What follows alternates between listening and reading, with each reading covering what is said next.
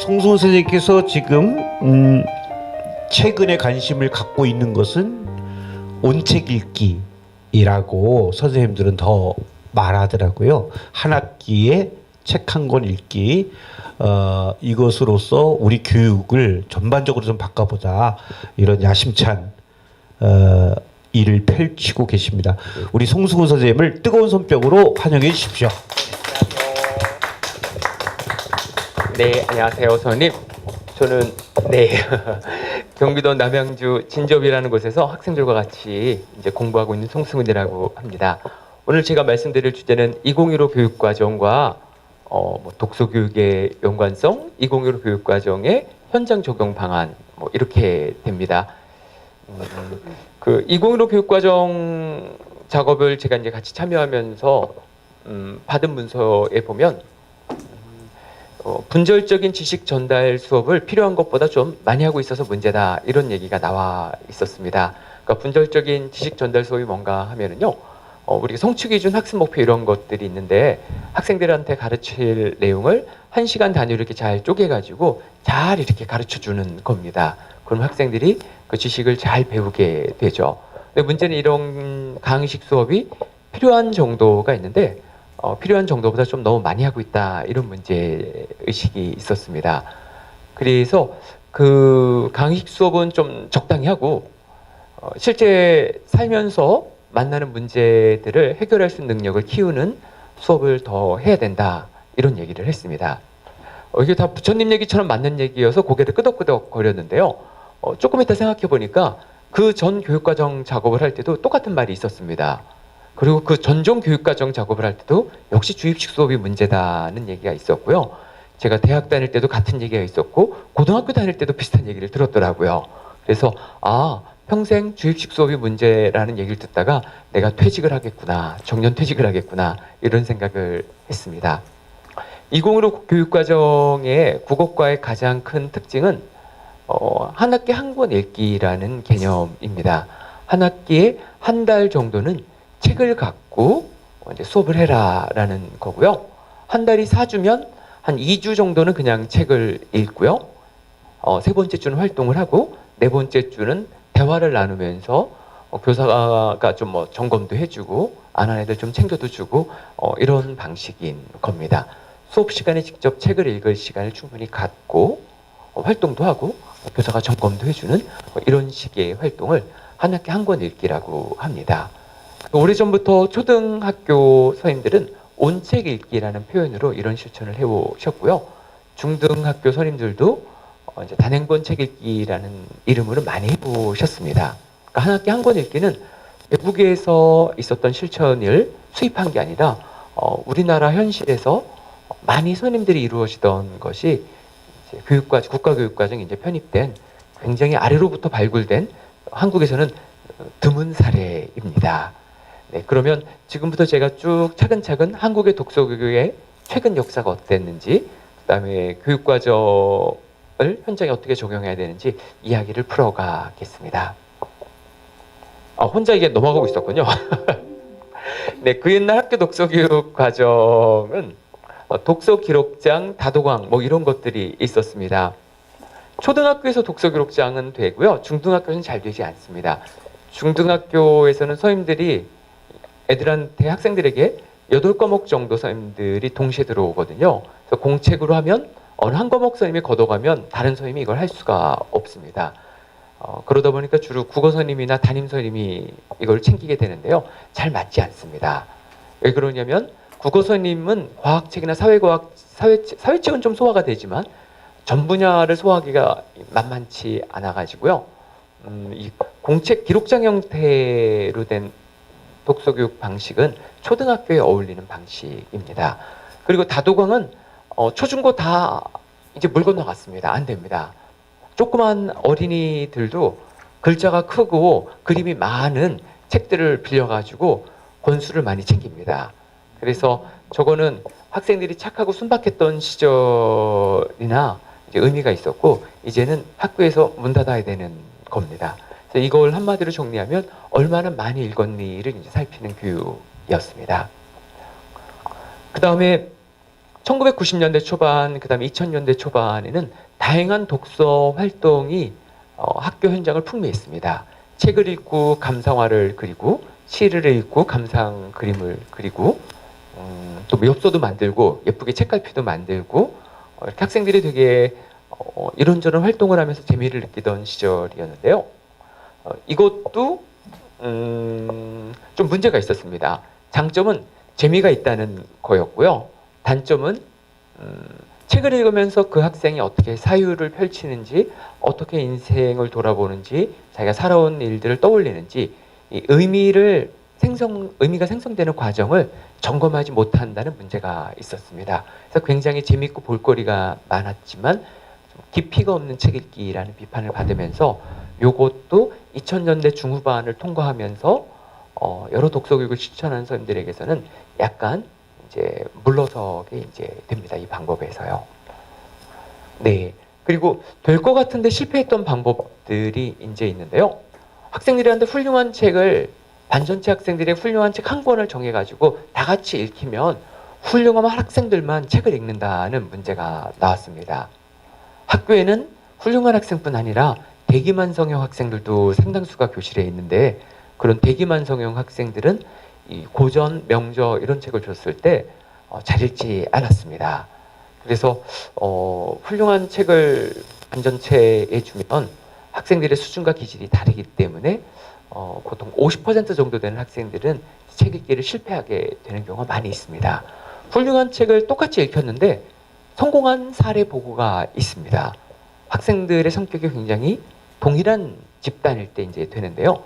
자립형 사립고나 외국어고나 과학고나 비평준하고 지역에서 아주 공부 잘하는 아이들이 모인 학교, 이런 학교에서는 같은 책을 읽어도 성과가 잘 나왔고요.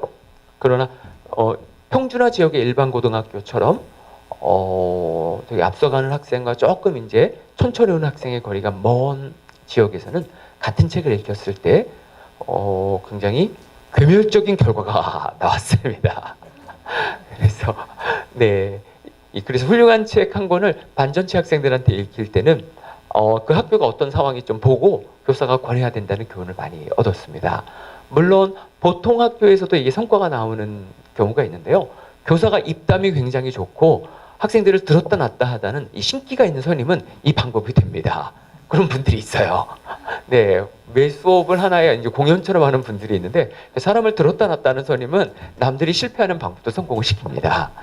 그리고 책이 굉장히 슬픈 책인 경우에 또 성공합니다. 이 슬픈 책은 애들이 잘 읽어주거든요. 또는 야한 책으로 해도 성공합니다. 그러나 보통의 학교에서는 잘 안 됩니다.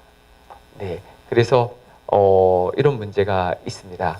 그리고 교사가 학생 수준에 맞게 책을 한 5종 정도 권하면 이상하게 상위권 30% 아이들에게 잘 어울리는 책이 되는 경우가 되게 많이 있었습니다. 교사가 공부를 좀 한 출신이기 때문에 교사가 학생 수준을 생각하면 운명적으로 상위권 아이들에게 맞는 목록이 됩니다.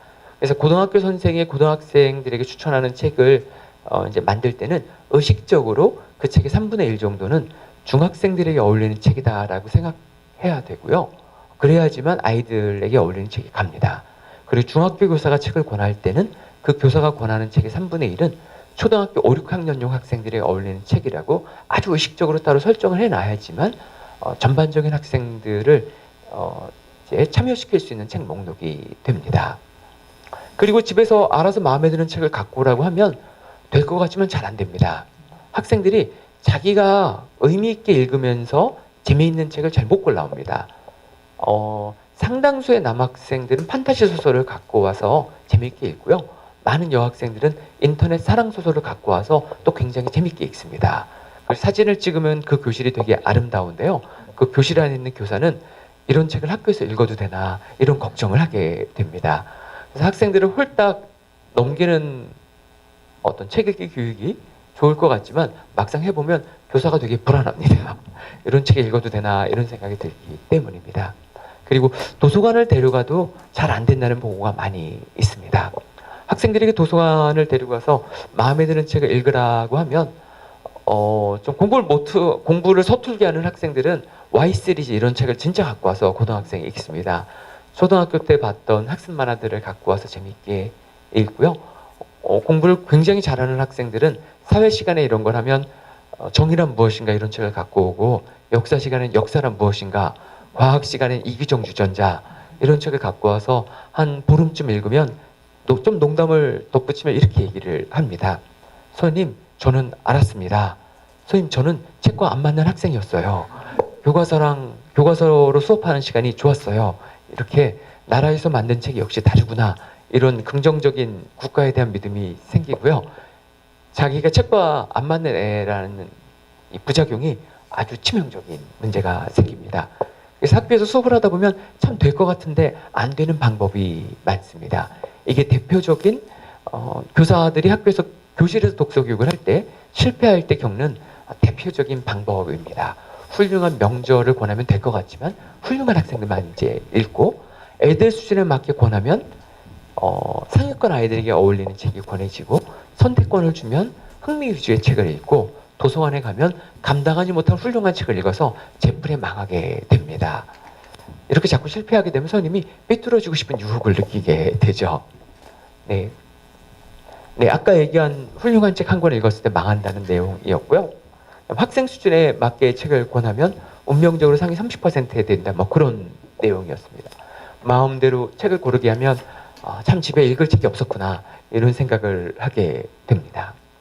도서관에 데리고 가면 어디서 들어본 훌륭한 책을 갖고 와서 제풀에 망한다는 그런 이야기입니다.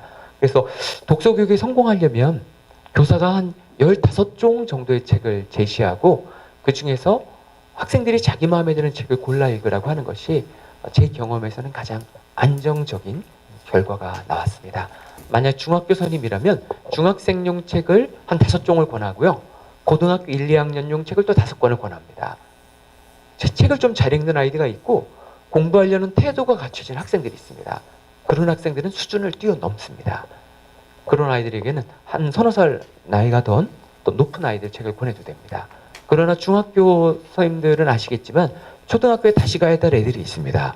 그런 아이들을 위해서 초등학교 5, 6학년용 책을 같이 넣어줘야지만 이 책 읽기가 안정적으로 됩니다.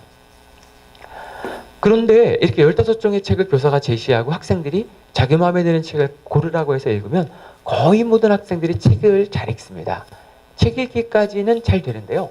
학생들이 써온 글을 보면 분명히 좋은 책을 들고 좋은 표정으로 책을 읽었는데 써온 글을 보면 훌륭한 책을 읽고 훌륭한 생각을 하는 학생은 멀쩡한 학생밖에 없구나라는 생각을 하게 됩니다. 시인 동주라는 윤동주 시인에 대한 소설을 읽으면 10명 중에 한 3명 정도는 적당히 살아야 된다는 걸 알았다, 나서지 말자라는 교훈을 얻었다, 이런 식으로 글을 써옵니다. 그러니까 폭력적인 세상에서 좀 이렇게 희생당한 좀 순수한 젊은이의 삶을 보고 폭력적인 세상의 문제의식을 느끼는 게 아니라 왜 희생당에 적당히 잘 적응해서 살아야지, 개인에게 책임을 돌리는 이제 의미를 이제 만들어낸 건데요. 그런 학생들이 적지 않습니다. 한 30% 정도 됩니다. 그래서 이런 경험을 해마다 저는 하면서 좋은 책을 학생이 혼자서 읽고 그냥 혼자 어떤 글을 쓰는 것만으로 교육이 되는 건 아니구나라는 소박한 결론을 이제 얻습니다. 그래서 얼마나 많이 읽혔는가에 대해서 저는 좀 뒤로 물러났고요. 학생들이 한 권의 책을 읽더라도 어떤 생각을 했는지를 교사가 좀 들여다보고 그 마음에 대해서 좀 이야기를 나눠야지만 교육이 되는 게 아닌가, 이런 게 이제 제가 하고 있는 생각입니다.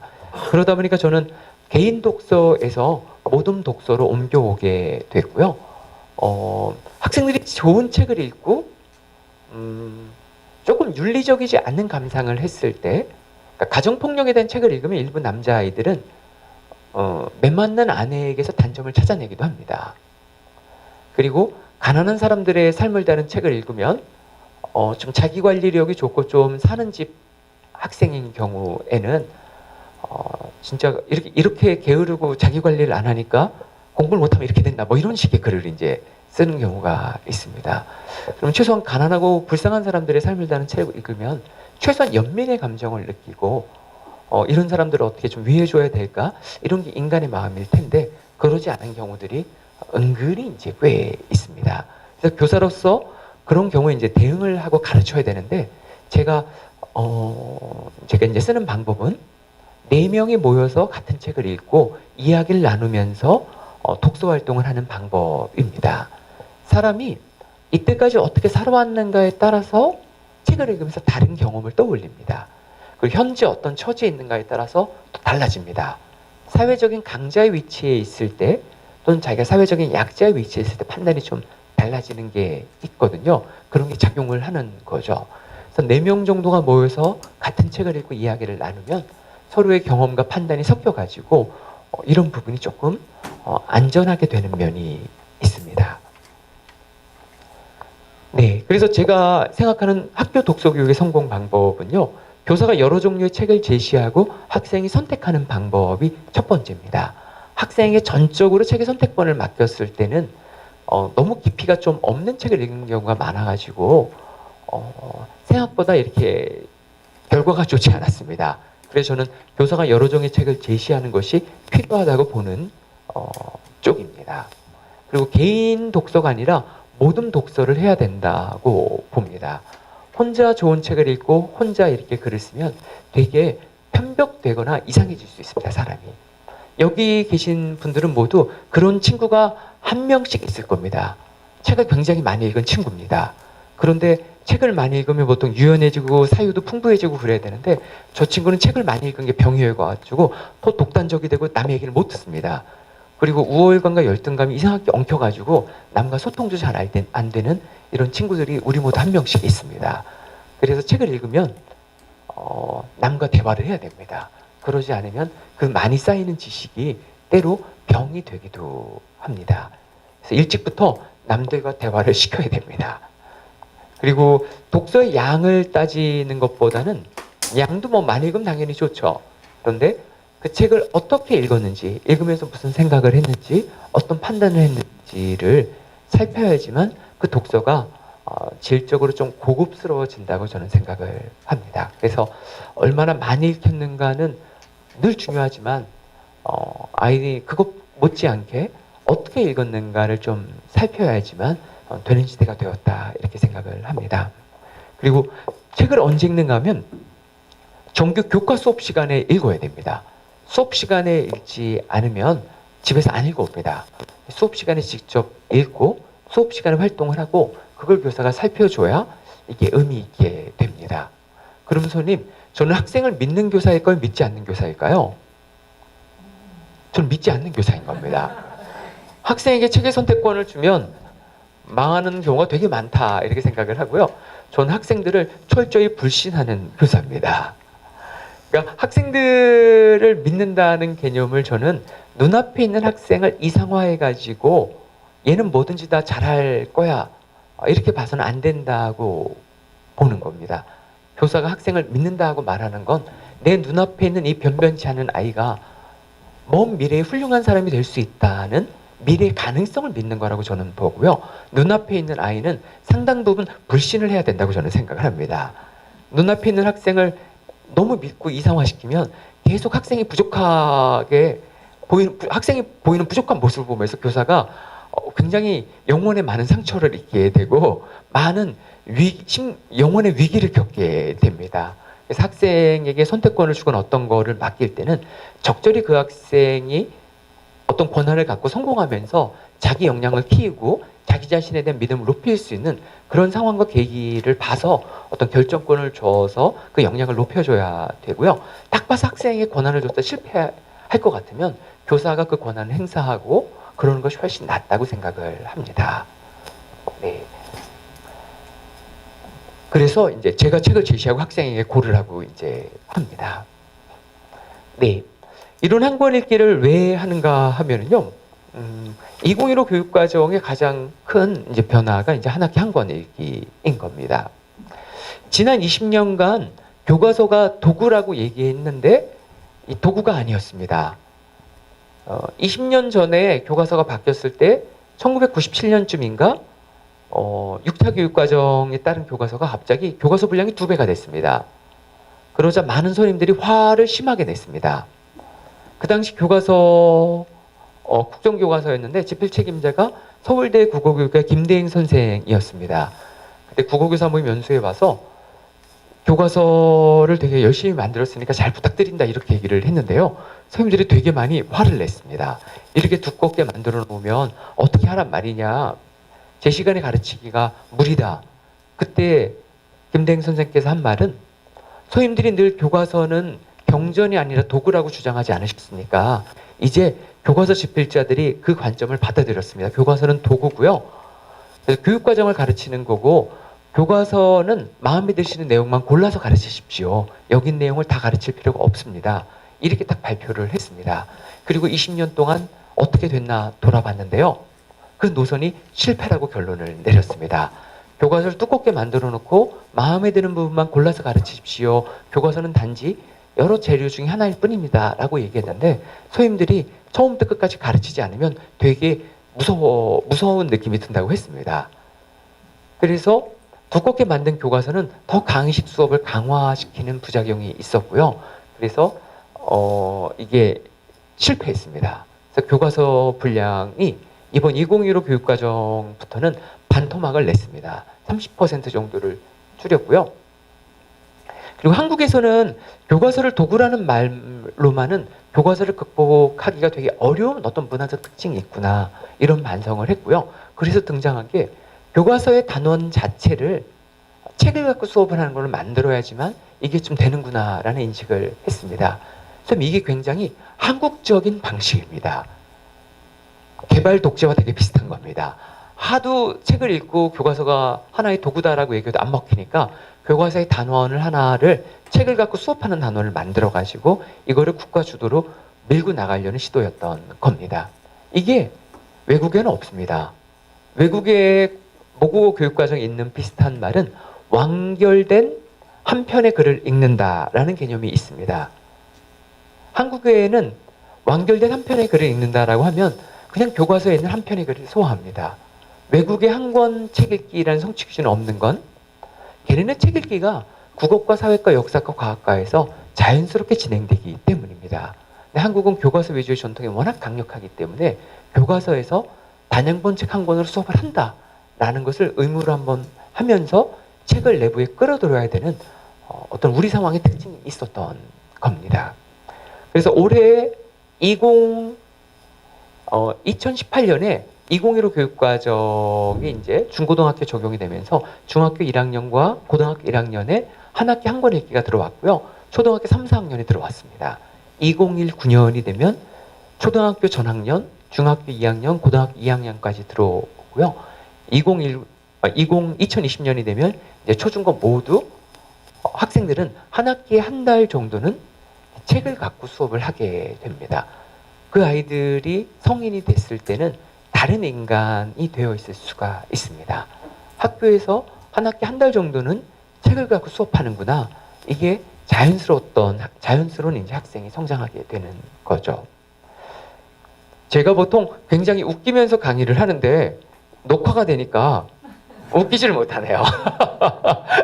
제가 되게 네, 죄송스럽습니다. 원래 이렇게 인공지능처럼 말을 하는 사람이 제가 아니고 굉장히 그냥 동네 사람들처럼 시장판에 있는 사람처럼 말을 하는데 카메라가 이렇게 찍고 있으니까 누구 흉을 볼 수도 없고 굉장히 조심스럽게 말을 하게 돼서 재미가 좀 없어집니다.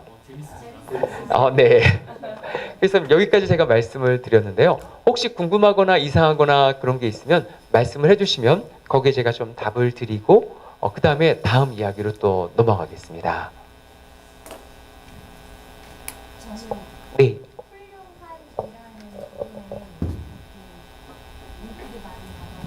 네. 워낙 세상이 이렇다 보니까 작은 문제를 크게 키우는 게 되게 비일비재해요. 그래서 선생님께서 훌륭한 학생들이, 그러니까 훌륭한 책을 네. 훌륭한 학생들이 읽었을 때 훌륭한 어떤 좋은 결과가 도출된다라고 이렇게 말씀을 하시면 그 훌륭한이 뭘까를 이렇게 생각하게 되는 것 같아요. 네. 네. 혹시 훌륭한에 대한 어떤 그 단어를 선택하신 이유가 있으신지요? 있습니다. 그렇죠. 네. 있을 줄 알았어요. 우리는 공부를 잘하는 학생을 보통 공부는 훌륭하다 공부는 훌륭하다라고 얘기를 합니다. 쟤는 인간성도 좋고 공부도 잘해. 한국어에서 훌륭하다는 말은 지성이 뛰어나다는 말과 인간성이 좋다라는 두 가지를 함께 포함하고 있을 때 훌륭하다라고 이제 표현을 해줍니다. 그래서 공부만 잘하는 학생이 책을 읽고 훌륭하지 않은 생각을 하는 경우가 이제 있습니다. 그리고 공부를 잘 못하고 글을 잘 못 읽으면 일단 책을 잘 못 읽어가지고 독서 교육가 그렇게 좋지가 않습니다.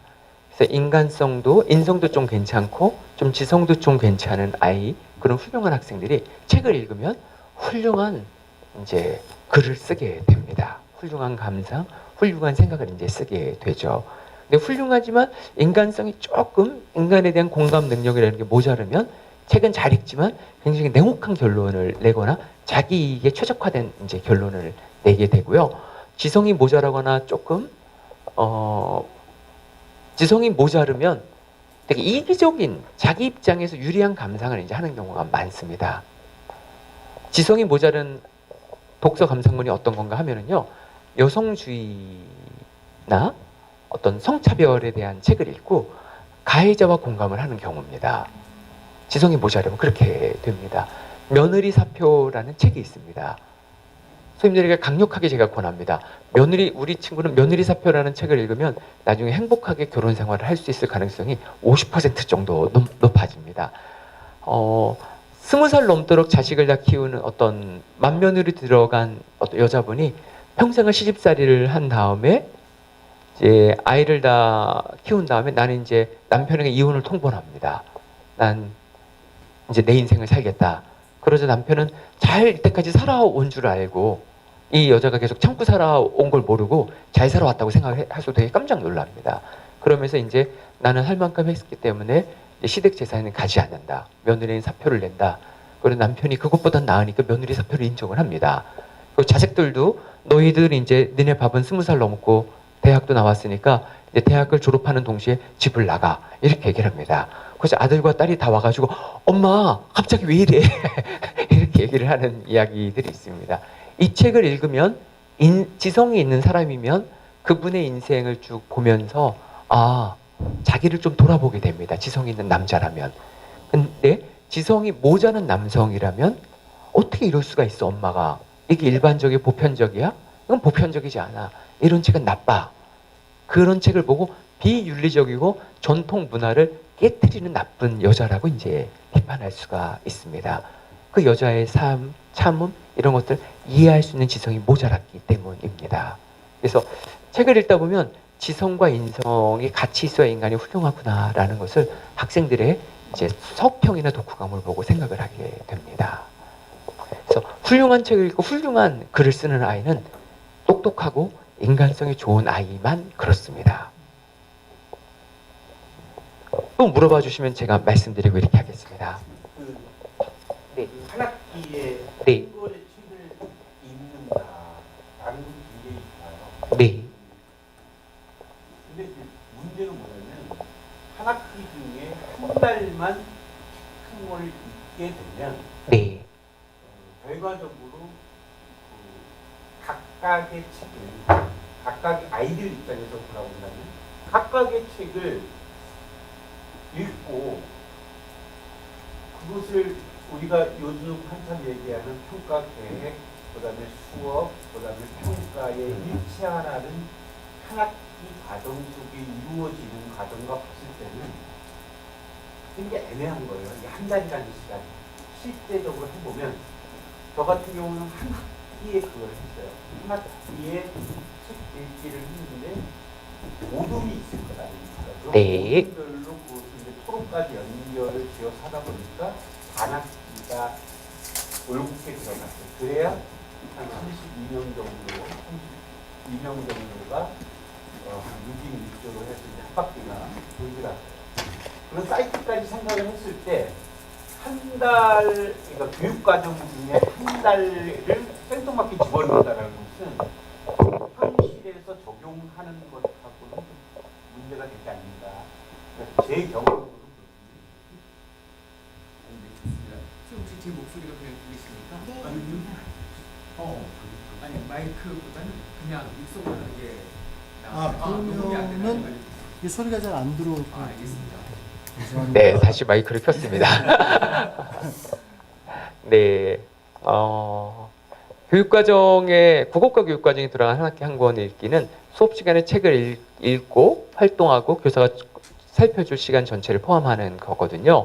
책을 읽는다고 하면 최소 4시간에서 길게는 8시간 정도를 수업 시간에 책을 읽게 됩니다. 그래서 이제 한 달 4주 정도를 빼는 개념이라고 말씀을 드렸고요.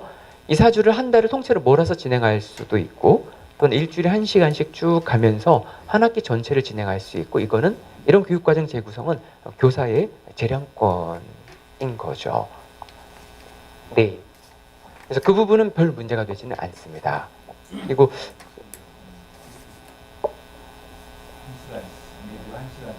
네. 네. 그리고 네, 선임. 마이크를 잡으시죠. 마이크 잡으시고 저거 주세요. 그렇게 해야지. 고1 지금 담당하고 있는 교사입니다. 그래서 동료랑 같이 2015 교육과정에 맞게 같이 독서 교육을 하자라고 했더니 자기는 안 한다라고 거절을 했습니다. 그러면서 하시는 말씀이 자기는 그때 문제풀이를 하거나 뭐 다른 시간을 하겠다라고 말을 하고 그래서 나중에 이제 부장한테 확인해 보니까 이게 강제사항이 아니고 공고사항이라고 하더라고요. 학교에서 가장 큰 애로점은 동료와의 협력이 중요한데 거기서 발목이 잡혀 제 혼자 수업을 하니까 아이들 다른 반과 차이가 나니까 응집력도 떨어지고 그래서 이런 어떤 강제성을 통해서 물론 그 안에 이제 한 학기 플러스 하든지 저희들 같은 이제 일주일에 1시간씩 이제 하는데 어떤 권고 사항이란 게 저는 좀 힘들더라고요. 여기도 어떻게 생각하시는지? 공고사항이 아니라 의무사항입니다. 교육과정상. 그러니까 그분이 공고사항으로 알고 있는 것은 사실을 잘못 알고 계신 겁니다. 네. 그리고 교사가 학교에서 수업을 할 때 그 어떤 내용을 어떻게 가르칠까에 대해서는 100% 재량권을 갖지 않습니다. 일반적으로 현대사회에서. 공교육 체제에서는 사회선생님이나 과학선생님이 가르치는 지식이 어떤 내용인지를 교육과정이 이제 정하게 되는 거죠. 사회적 합의에 따라서. 그러니까 우리는 교사가 가르치는 모든 내용 교사에게 100% 재량권에 생각하지만 실제 교육과정이 이 지식을 가르치고 이 방법을 가르치고 이 능력을 얻게 하자라는 사회적 합의에 따라서 그게 이제 교과서로 이제 권민정을 통과해서 이제 제시가 되는 거고 자유발행자를 하더라도 교육과정에 있는 지식을 이제 가르치게 되어 있는 겁니다. 그 능력을 얻게 하고요. 그리고 그 방법을 그래서 국가가 사회적 합의에 따라 가르치는 어떤 지식이나 방법의 내용이 한 50% 정도 되고 한 30%는 그 지역사회나 그 학교의 분위기가 이제 되는 거고 한 20% 정도는 이제 교사 개인의 어떤 재량권이고 대체로 보통 이렇게 구성이 됩니다. 그러니까 사회 시간이나 과학 시간에 교과 또는 국어 시간에 가르쳐야 될 지식 내용이 있으면은 그것을 교사가 대폭 안 가르칠 권한이 있지는 않거든요. 그걸 가르친 다음에 뭔가 추가로 더 가르치는 것은 상관없지만 역사 선생님이 고려 시대는 내 취향이 안 맞으니까 난 불교 신자가 아니어서 고려 시대 불교 정권을 안 가르쳐 이렇게 가르칠 수 없듯이 이제 국어과에서도 그 부분 마찬가지인 겁니다. 그래서 한 학기 한 권 읽기는 권고사항이라고 그분이 말씀하셨는데 그분이 사실을 잘 알고 있지 않다고 제가 이제 답변을 드립니다. 그건 의무사항이고요. 권민정 교과서도 그 내용이 담겨 있지 않으면 권민정에 통과되지 않는 내용입니다. 원래 안 하던 걸 하면 그런 얘기가 보통 이제 나오기도 합니다. 네. 저도 질문이 있습니다. 네. 그 한 학기 한 권 읽기라고는 하지만 단편 소설의 경우에는 뭐 1시간에도 충분히 읽어낼 수가 있잖아요. 네. 그래서 그런 거 위주로 뭐 학교 자체로 그 학년에서 자료집 같은 걸 만들어서 단편 소설 묶음 그걸 가지고 진행을 하고 있거든요. 저희 네. 2학년의 경우에는 그런 경우도 충분히 선생님이 이제 말씀하시는 어떤 기대 효과를 낼 수 있을런지 그것도 좀 궁금하네요. 네, 학교 선생님들께서 매 편의 단편을 모아서 어떤 자료집을 묶어서 진행하는 건 어떤 한 권 읽기와 한 권 읽기 아닌 것의 경계에 있다고 생각을 합니다. 그것을 보고 이제 한 권 읽기 연구진이라면 한 절반 정도는 그것 헷갈릴 것 같아요. 절반 정도는 된다, 절반 정도는 안 된다. 또 다른 절반이 있다면 아 이거 긴가민가한데 이런 부분입니다. 그리고 왜 그런가 하면 이 한 권 읽기에는 그 개별 교사의 책 선택권을 보장하자는 어떤 의미가 좀 있습니다. 선생님들마다 잘 가르칠 수 있는 책이 다르기 때문에 보통 우리나라가 한 학년을 두세 명의 국어 교사가 가르친다면 교사마다 책 목록을 좀 다르게 하는 것이 정상이라고 보는 겁니다. 그 교사가 소화할 수 있는 책이 좀 다르니까요. 그리고 학생들이 또 교사가 몇 권을 제시하고 학생이 좀 고를 수 있는 이런 방법이 이제 기본 취지인데 똑같이 한 권의 책을 만들어 가지고 전체를 읽으면 한 권은 한 권이어서 그것도 한 권 읽기라고 해야 될 것 같은데 또 다른 맥락에서 약간 책을 고르는 이 부분이 없어가지고 한 권 읽기의 취지와 좀 안 맞는 면이 있어서 이 두 가지가 섞여 있습니다. 그래서 경계에 있다고 제가 답을 해드립니다. 근데 보통 단편을 모아서 할 때 교사의 배짱이 아주 세지 않으면 한국 고전 단편, 근현대 명 단편들을 모으게 되는데요. 그 방식으로 수업을 하면 최상위권 30%가 상위권 30%가 따라오고 많이 따라와야 50%까지 따라. 하위권 30%의 아이들은 그 소설들이 좀 머리가 아프기 때문에 소화하기가 되게 고통스러울 가능성이 높다고 저는 생각을 합니다. 그래서 그런 수업을 했던 선생님들의 보고가 있는데 굉장히 뛰어난 아이들만 동참을 하고 나머지 아이들은 되게 시간이 갈수록 힘겨워했더라 이런 보고들이 있습니다. 네, 손님. 네, 좋습니다. 마이크를 좀 전해 주십시오. 고맙습니다. 좀 말도 안 되는 질문 하나만 드리겠습니다. 아주 좋습니다. 그런. 네, 그 선생님께서 이번에 그 2015 국어과 교육과정에 참여하셨다고 하셨는데 네. 저는 개인적인 궁금함을 여쭤보겠습니다. 모든 걸 진실만을 제가 알려드리겠습니다. 네. 근데 그 책이라고 함은 네. 이게 그 어떤 목적이나 상상력이나 뭐나 이렇게 뭐 다양한 분류의 책이 있다고 보여지는데요. 왜 만화책은 예를 들어 뭐 만화책 중에서도 정말 좋은 만화책 많습니다. 예. 그리고 뭐 요즘에 뭐 시대가 변함에 따라 요즘에는 또 웹툰도 정말 네. 좋은 웹툰이나 교육적이나 뭐 다양한 이런 웹툰도 나와 있는데 좀 시대를 반영해서 이런 웹툰이나 어떻게 보면 정말 좀 만화책도 교육 과정에 편입될 수 있다고도 보여지는데 어떻게 보면 학생들이 보다 이런 줄글보다 아니면 보다 접근성이나 아니면 뭐 가독성이나 아니면 상상력이나 어떤 면에서 보다 나을 수도 있다고 생각하는데 왜 그런 부분이 적용이 되지 않을까라는 말도 안 되는 질문 한번 드려봅니다. 선생님 고등학교를 졸업하신 지가 몇 년도이신지 제가 여쭤봐도 될까요? 네, 저는 1999년이었고요. 네. 2000년도에 대학에 들어갔습니다. 네. 10년 전부터 웹툰은 국어 교과서에 실렸습니다. 죄송합니다.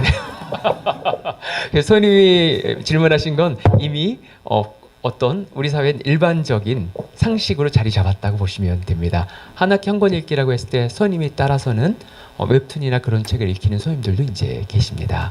학교 특성에 따라서 어떤 예술고인 경우에 그렇게 할 수가 있고 그리고 문예 창작을 하는 학교라든지 아니면은 일반적인 책을 읽기 되게 어려울 정도의 어떤 전문계 고등학교, 미용 고등학교 이런 경우가 있거든요. 그런 아이들에게는 되게 작품성 있는 이제 웹툰들을 갖고 수업을 하는 사례가 아주 많이 이제 있습니다.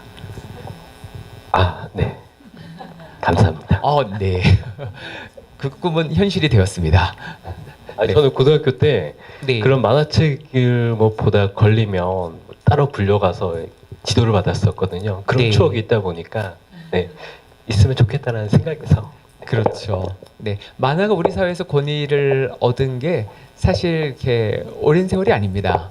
웹툰이 권위를 얻은 게 한 15년쯤 될까요? 한 10년쯤 될까요? 굉장히 이제 네이버나 다음을 통해서 웹툰 작가들이 경제적 안정을 구하면서 작품성 있는 작품들이 뭐 강풀이라든지 여러 사람들이 나왔는데 그런 작품은 굉장히 뛰어난 저작으로 현재 인정을 받고 교육 현장에서 대우를 이제 받습니다. 네, 소님. 요거와 이제 같은 맥락에서요. 네, 짧은 들은 이야기입니다. 네, 그러니까 저희가 텍스트 글을 읽을 때는 그 글을 읽으면서 자기의 예전 경험치나 이런 것들을 뇌가 상상하고 네, 한다고 하는데 요즘 학생들은 이미지나 이런 거에 굉장히 빨리 노출되어 있잖아요. 그래서 독서 쪽을 하시는 선생님 입장에서 그런 부분에 대해서는 어떤 생각을 가지고 계시는지 네, 궁금합니다. 그게 좀 뭐라고 딱 얘기하기가 헷갈립니다. 이미지나 보고 드는 게 많은 이미지나 이거 보고 지낸 세대가 뭐 몇십 년 돼가지고 최근 아이들만 그렇다라고 얘기하기가 좀 쉽지 않습니다. 이미지를 보고 큰 건 벌써 몇십 년 지나서 그냥 그 보통 아이들은 다 그런 걸 보고 이제 올라온 아이들이고요. 그래서 그 전의 아이들하고 그 이후의 아이들하고 차이를 발견하기가 어렵습니다. 제가 교사가 된 지 20년째인데 제가 교사가서 만난 아이들은 모두 이미지를 보면서 큰 아이들이어가지고 그 이전 아이들을 제가 모른다고 이제 말씀드리는 게 정확할 것 같습니다. 그래서 그런 아이들이 무슨 별다른 특징을 가졌는지 제가 대답하기 좀 어렵고 이미지를 안 봤던 세대의 아이들이 어떻게 달랐는가가 제가 모른다는 거라고 보는 게 정확하겠죠. 근데 이미지나 그런 거에 대해서 너무 크게 영향을 저는 이제 느끼지 않는 겁니다. 저도 이제 그런 세대다 보니까요. 그래서 그런 것보다는 아이가 살아오면서 겪은 어떤 상처 그런 게 더 글을 쓰다 보면은 많이 영향을 미치는 것 같습니다. 주요 이미지든 뭐든 아이들 사이의 어떤 관계의 긴장이라든지 집안의 경제적 어려움이라든지 아버지가 어머니를 이제 때린다든지 이런 경험과 연관되는 글이 나올 때 굉장히 아이들은 그 경험 자체가 강렬하지 이미지는 이미 특별한 게 아니다 보니까 그 어떤 특징을 제가 말씀드리기 조금 어렵습니다. 네.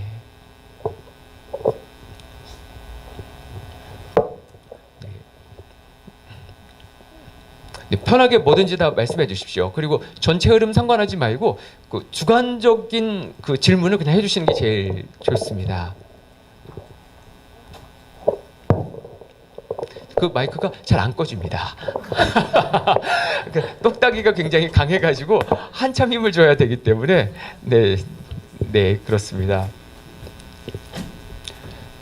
그리고 현재 대입제도와 이 한 학기 한 권 읽기나 2015 교육과정이 또 연동하는 면이 있는데 그 부분을 좀 말씀을 드리겠습니다. 대입제도와 이제 2015 교육과정과 어떤 수업의 관계인데요. 2018년 기준으로 대학을 수능으로만 가는 학생들은 23.8%입니다. 그리고 학교 수업에서 고등학교 수업에 국어, 사회, 과학, 역사 교과 성적으로 가는 학생부 교과 전형이 40%입니다. 그리고 뭐 동아리 활동이든 뭐든 5만 가지 여러 가지 다 합쳐서 가는 학생부 종합 전형이 20%입니다. 그리고 나머지 10%는 뭐 실기 전형이 한 5.6%, 논술 전형이 3%, 뭐 이렇게 자잘한 것들이 이제 한 10%를 차지하고 있습니다. 수능으로만 대학을 가는 아이들은 10명 중에 3명밖에 안 되는 거고요. 나머지는 학교 수업을 어떻게 했는가로 이제 많이들 이제 가는 시대가 된 거죠.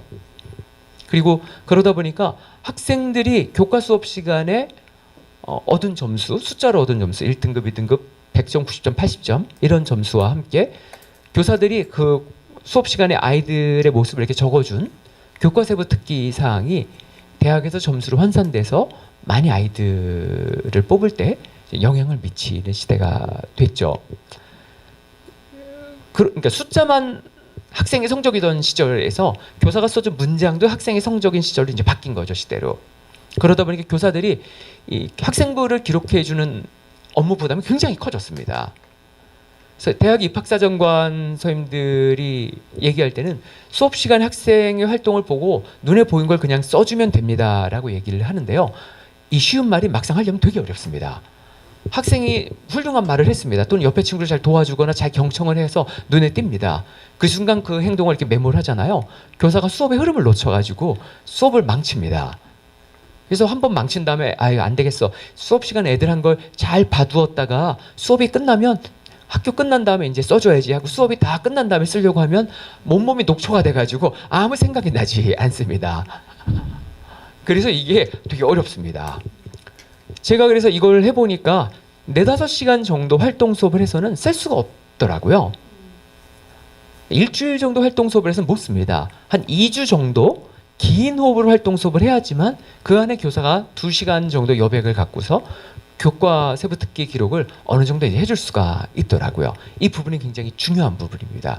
지금의 고등학교에서 학생들이 수업을 교과 시간에 수업 들은 것이 중요해진 대학을 갈 때 중요해진 시대에 교사들이 잘 써줘야 되는데 잘 써주려면 2주 정도의 긴 호흡으로 2주 이상의 긴 호흡으로 교사가 활동을 해야지만 이걸 안정적으로 써줄 수가 있습니다. 그래서 근데 이 2주의 시간을 내려면 지필 시험을 학기에 한 번 보는 것이 굉장히 필요합니다. 한 학기가 15주입니다. 중간고사, 기말고사 빼면 13주입니다. 전통적으로 학교 선생님들이 시험 전주 공부를 가르치지 않고 자습을 시킵니다. 시험 문제 출제하느라고 피로가 극심해가지고 시험 공부해준다는 명분 안에 그냥 한 줄을 띱니다. 그래서 실제로 11주입니다.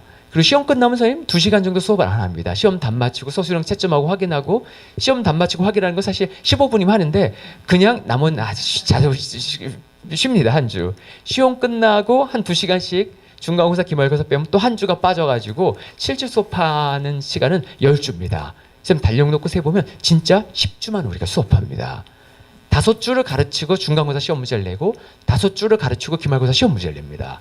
교무실에 있다가 학교 선생님들은 한번 떠올려 주십시오. 지난 중간고사 시험 문제를 내라는 메신저가 교무부 성적 담당자가 메신저를 딱 냈을 때 저희 학교 교무실에서는 이랬습니다. 메신저가 딱 떴습니다. 3주 뒤까지 시험 문제를 다 내십시오. 여기저기서 장탄식이 나왔습니다. 아, 가르친 것도 없는데 뭘 또 시험 문제를 내래. 빨리 진도 나가야겠다. 메신저 받고 진도를 나갑니다. 조금 있으면 또 메신저가 날라옵니다. 기말 시험 문제를 내십시오. 그럼 사람들이 또 탄식을 합니다. 뭐 또 내래. 가르친 것도 없는데. 실제 그렇습니다. 굉장히 빠릅니다. 2달 만에 시험을 보는 것 같지만 이런저런 걸 떼고 보면 5주를 가르치고 지필 시험을 내는 것이 우리 학교 구조입니다. 2학기 가면 추석이 있어서 더 빨리 나옵니다. 메신저 받고 진도 나가려고 합니다. 그래서 이 중간고사, 기말고사 한 학기에 2번 시험 보는 체제가 교사로 하여금 진도를 나가야 되는 압박에 시달리게 하고요. 강의식 수업을 필요보다 많이 하게 되는 학교 내부의 어떤 구조 요인입니다. 그래서 지필 시험을 2번 보면 굉장히 교사가 진도에 쫓기게 되고 기노배 활동 수업을 하기 되게 어렵습니다. 심리적으로. 그래서 교육부에서는 몇 년 전에 지필 시험을 한 번만 봐도 된다고 이미 지침을 바꿔놨습니다. 그리고 17개 시도교육청 모두 서울, 경기, 부산, 대구 이렇게 17개 시도교육청 모두 지금 지필 시험을 한 번만 봐도 된다고 지침을 다 바꿔놨고요. 경기도교육청은 지난해에 지필 시험 한 번 보는 걸 권장한다고 이게 공문까지 내려보냈습니다. 올해는 충북교육청이 또 강조 공문을 내려보냈고요. 이 말씀을 제가 강하게 드리는 이유는요. 현재 대입체제 그다음에 2015 교육과정을 부드럽게 적용하는 데는 지필 시험을 한 번 보게 하는 것을 좀 갖추어 놓을 필요가 있습니다. 경기도에서 지금 경기도 중학교에서는 지필 시험 한 번 보는 게 일반적입니다. 경기도 중학교 혁신학교 역사는 10년입니다. 경기도 혁신학교가 547개입니다. 500개 혁신학교면 100개는 정상 아니겠습니까? 아무리 실적 위주로 숫자를 많이 만들어서 우리가 선행상 5명 중 1명은 진짜 착한 애잖아요. 그러듯이 혁신학교가 500개면 100개는 제대로 돌아가는 겁니다.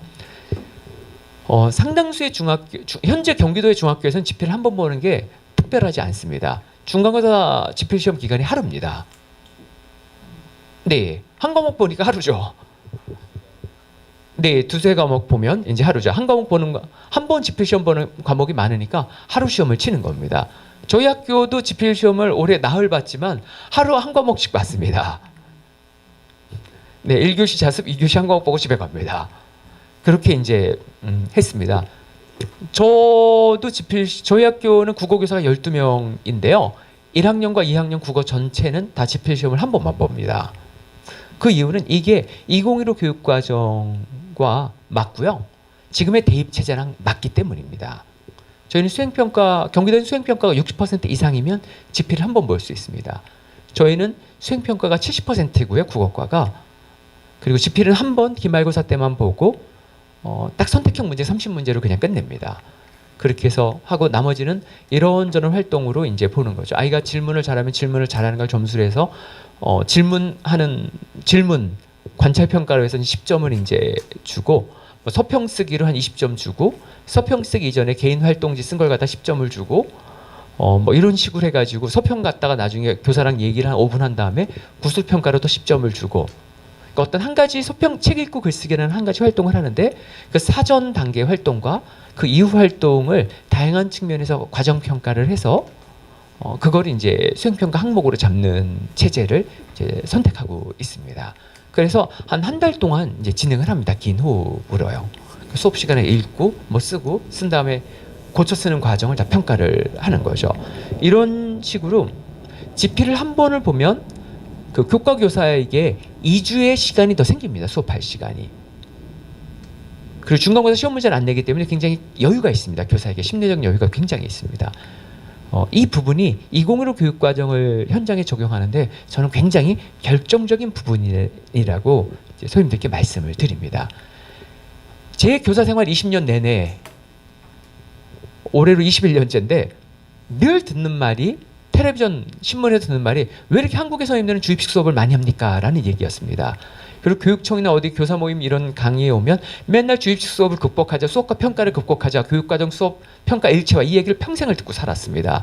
이 안 되는 핵심 원인 중에 하나는 지필을 2번 보는 체제인 겁니다. 이게 지난 10년 경기도의 혁신학교 실천 속에서 얻어낸 결론이었고요. 중학교는 그래서 경기도가 한 번 보는 학교가 굉장히 많고 이 선임들이 중학교에서 수업과 평가 혁신에 성공하기 위해서 많이 고등학교로 이제 올라왔습니다. 최근 2, 3년 사이에.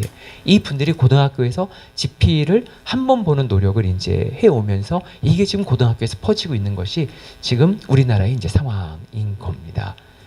제가 학교에서 있다 보면 열심히 하는 선임이 있고 분위기 따라 열심히 하는 거나 한가하는 선임이 있고 한가한 선임이 있습니다.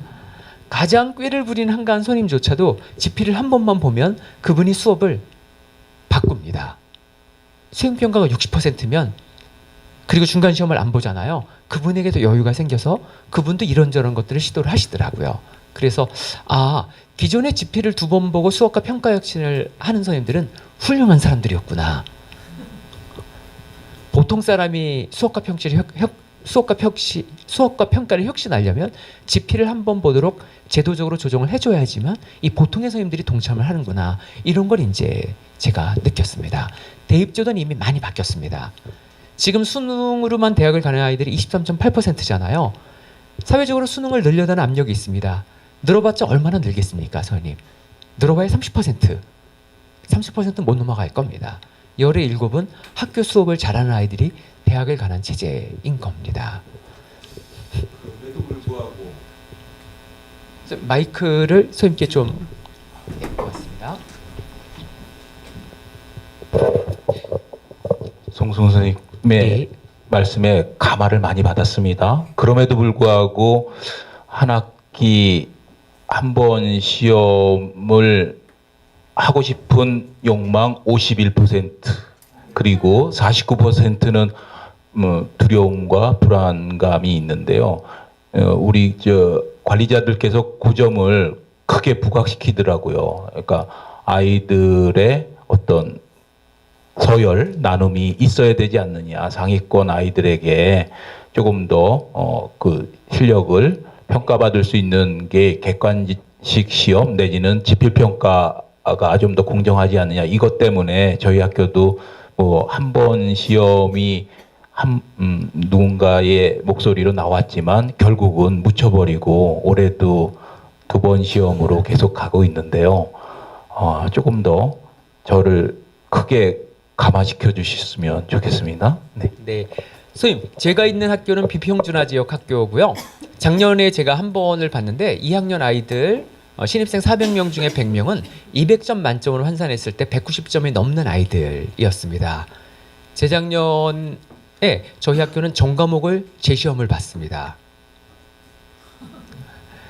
네, 전과목을 재시험 본 겁니다. 시험 문제 민원이 성적 민원이 엄청난 학교인 거죠. 교수 아버지가 논문을 갖고 오고 어머니가 보고서를 써오고 학원 선생님이 정중하게 학교 게시판에 글을 써가지고 이거 문제가 성립이 안 되는 걸로 보이는데 원만하게 수습을 하지 않으면 복잡한 행정 절차를 거치게 되실 겁니다라고 하면 우리가 얼른 재시험 봐야겠네 뭐 이렇게 얘기를 했습니다.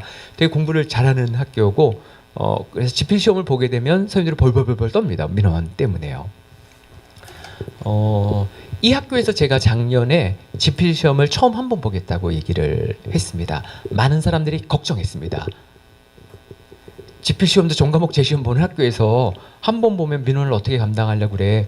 그리고 선생님이 방금 이제 걱정하신 공부 잘하는 아이들은 지필 시험 한 줄로 쫙 나오는데 걔네들의 이제 불만이나 그런 걸 어떻게 이제 뒷감당하려고 그래. 이렇게 얘기를 했습니다.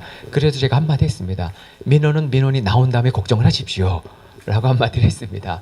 겁을 내면 그 생각 속에서 겁을 먹다가 아주 그 겁이 증폭돼서 눌립니다, 사람이. 그래서 어떤 안 하던 걸 하려면 깊게 생각하지 않고 해야 된다는 게 제 인생의 교훈이었습니다. 그래서 일단 민원이 나온 다음에 걱정을 하십시오라고 진행을 했습니다. 한 학기 동안 수행표가 70% 지필 1을 했는데 2학년 아이들 6개 반 단 한 명의 성적 민원이 없었습니다.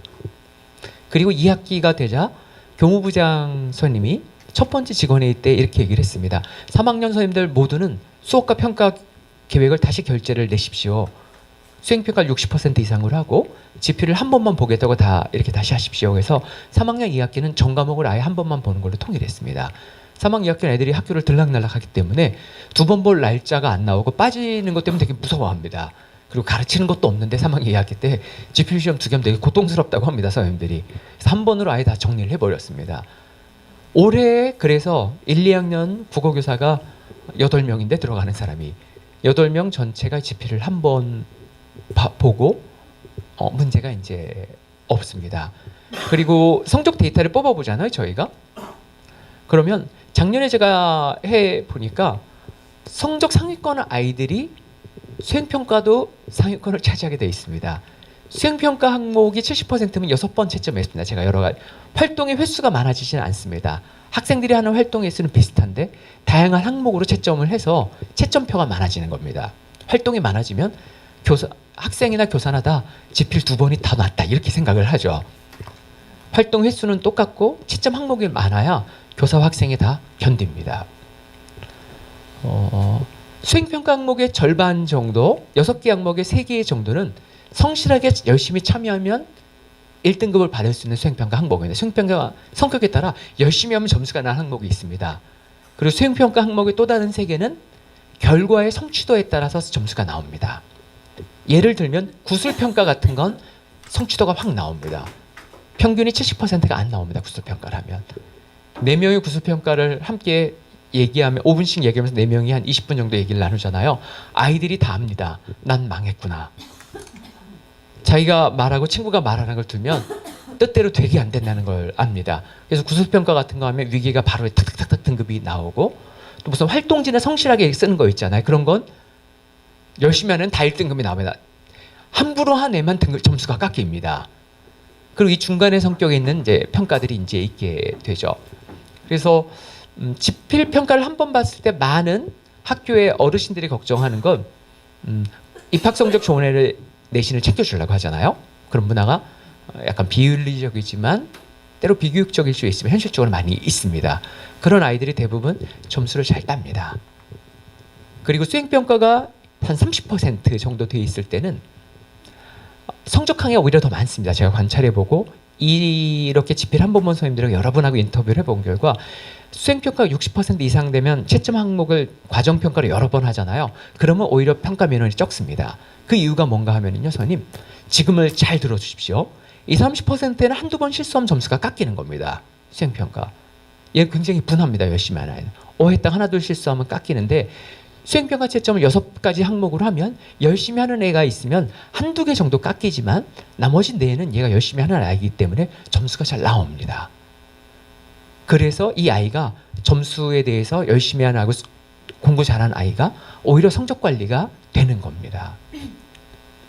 그래서 그 부분에 대한 우려가 이제 없고요. 그러니까 또 다른 면에서 불만이 있습니다. 평가 방법을 바꿨더니, 그러니까 지필 시험을 한 번만 보고 수행 평가를 늘렸더니 시험 문제 못 푸는 아이들이 막 치고 올라갈 줄 알았는데 기대만큼 못 치고 올라가더라. 이렇게 이제 결과가 나옵니다. 그러니까 생각처럼 서열의 변화는 있지 않습니다. 변화가 있는 것은 똑똑한 아이들이나 좀 공부를 잘하는 아이들이나 학교 성적 공부를 못하는 아이들이 공부하는 내용의 질이 좋아지는 겁니다. 성적의 서열은 잘 변하지 않고 요게 이 방식의 성과라고 보면 되고요. 그리고 열심히 하고 성실하지만 지필 시험 문제를 못 푸는 애들이 있습니다. 되게 안타깝잖아요. 되게 공부를 열심히 하면 지필을 못 푸는 아이들이 있습니다. 그런 아이들은 이 열심히 하는 이 태도 때문에 6개 항목 중에 3항목 질적인 평가하는 건 여전히 잘 안 나옵니다. 그러나 성실함을 얻을 수 있는 항목에 대해서 높은 점수를 받으면서 얘가 이 보상을 받을 수 있는 면이 있고요.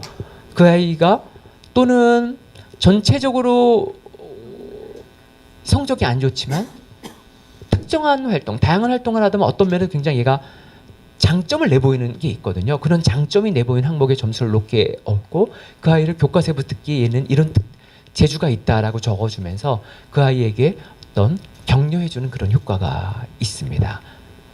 네. 네.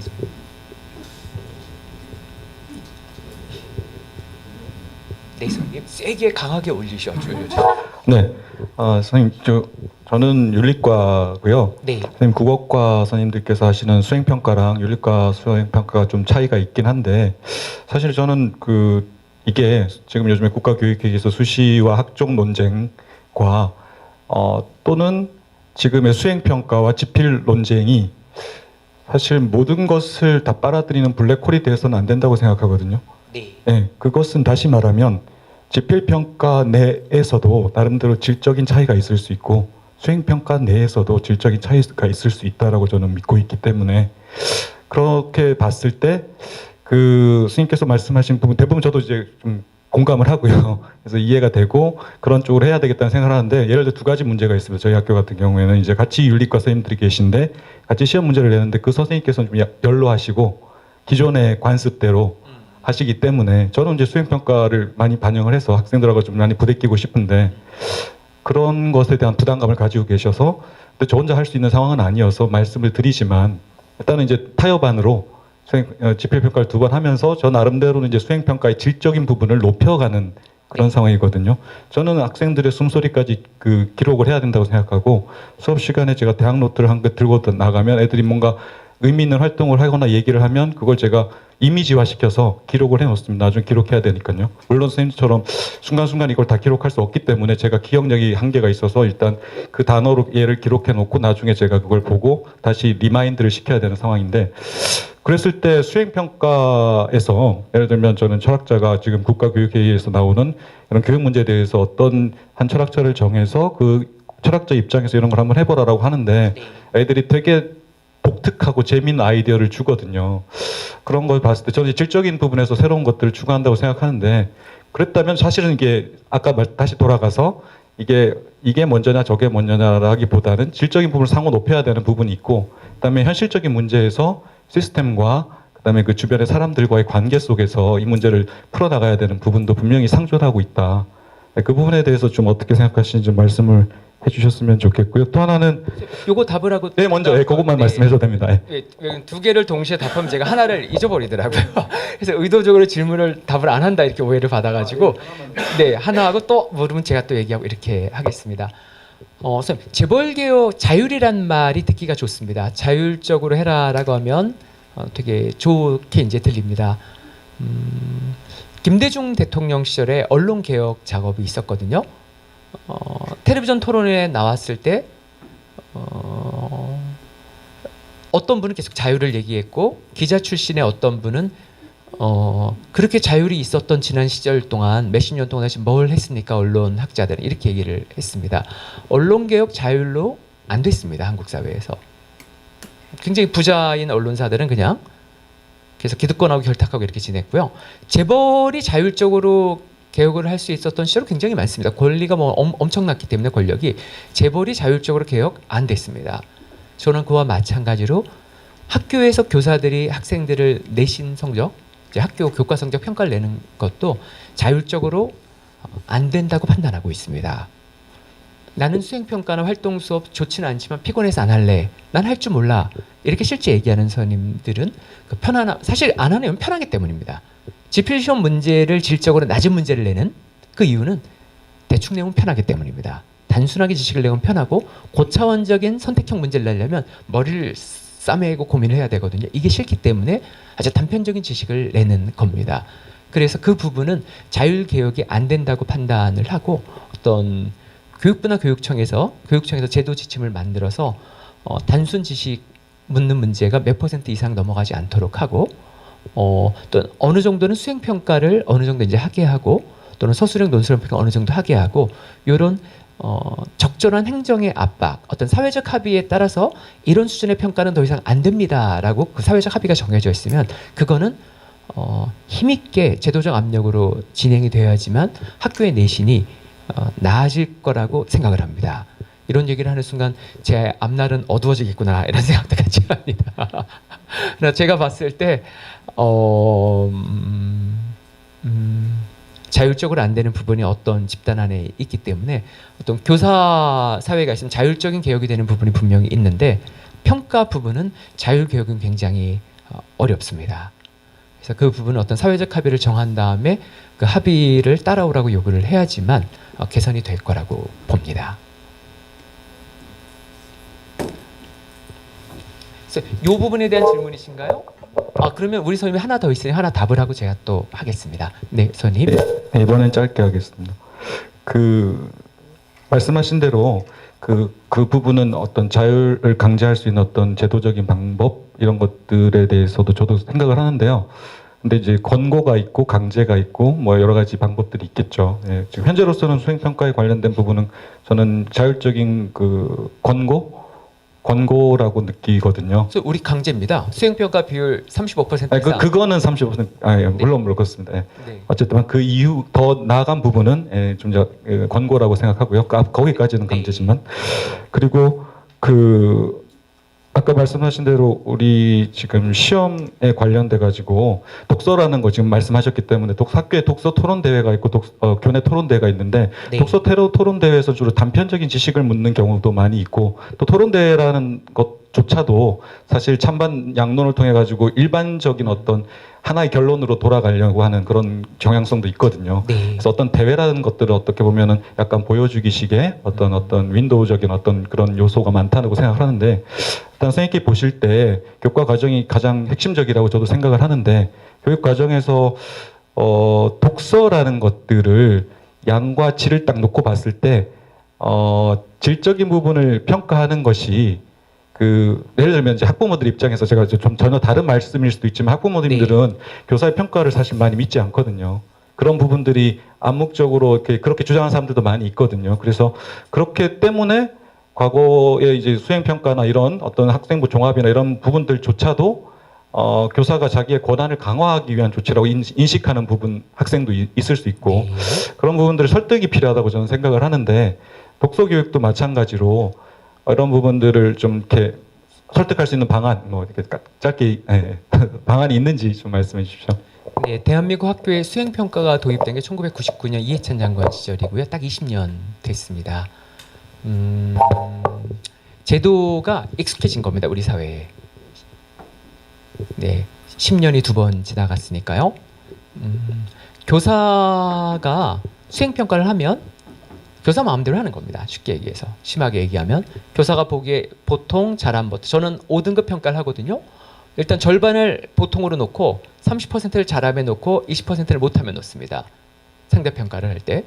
그리고 잘함에서 2-3개를 골라서 아주 잘함으로 놓고 못함에서 2개 정도를 골라서 아주 못함으로 놓습니다. 그러면 5등급 평가가 됩니다. 평균은 8이 나오고 80% 점수가 나오고 분포 곡선 이렇게 이제 상대평가 곡선이 이제 나오게 됩니다. 이거를 할 때 채점하는 사람이 사람이기 때문에 오차가 있을 수가 있습니다. 교사에 따라 점수가 약간 흔들릴 수가 있겠고요. 그러나 1등급이 4등급으로 가는 데는 없습니다. 한 등급 정도에 왔다 갔다 하고 보통 흔들리는 게 있죠. 잘함과 보통 사이에 있는 애들이 있습니다. 교사가 잘함해놨다가 보통인가? 보통이라다 잘함인가? 요 아이들이 오차 범위에 있는 아이들이겠죠. 이거의 오차는 수행평가에서 있는 겁니다.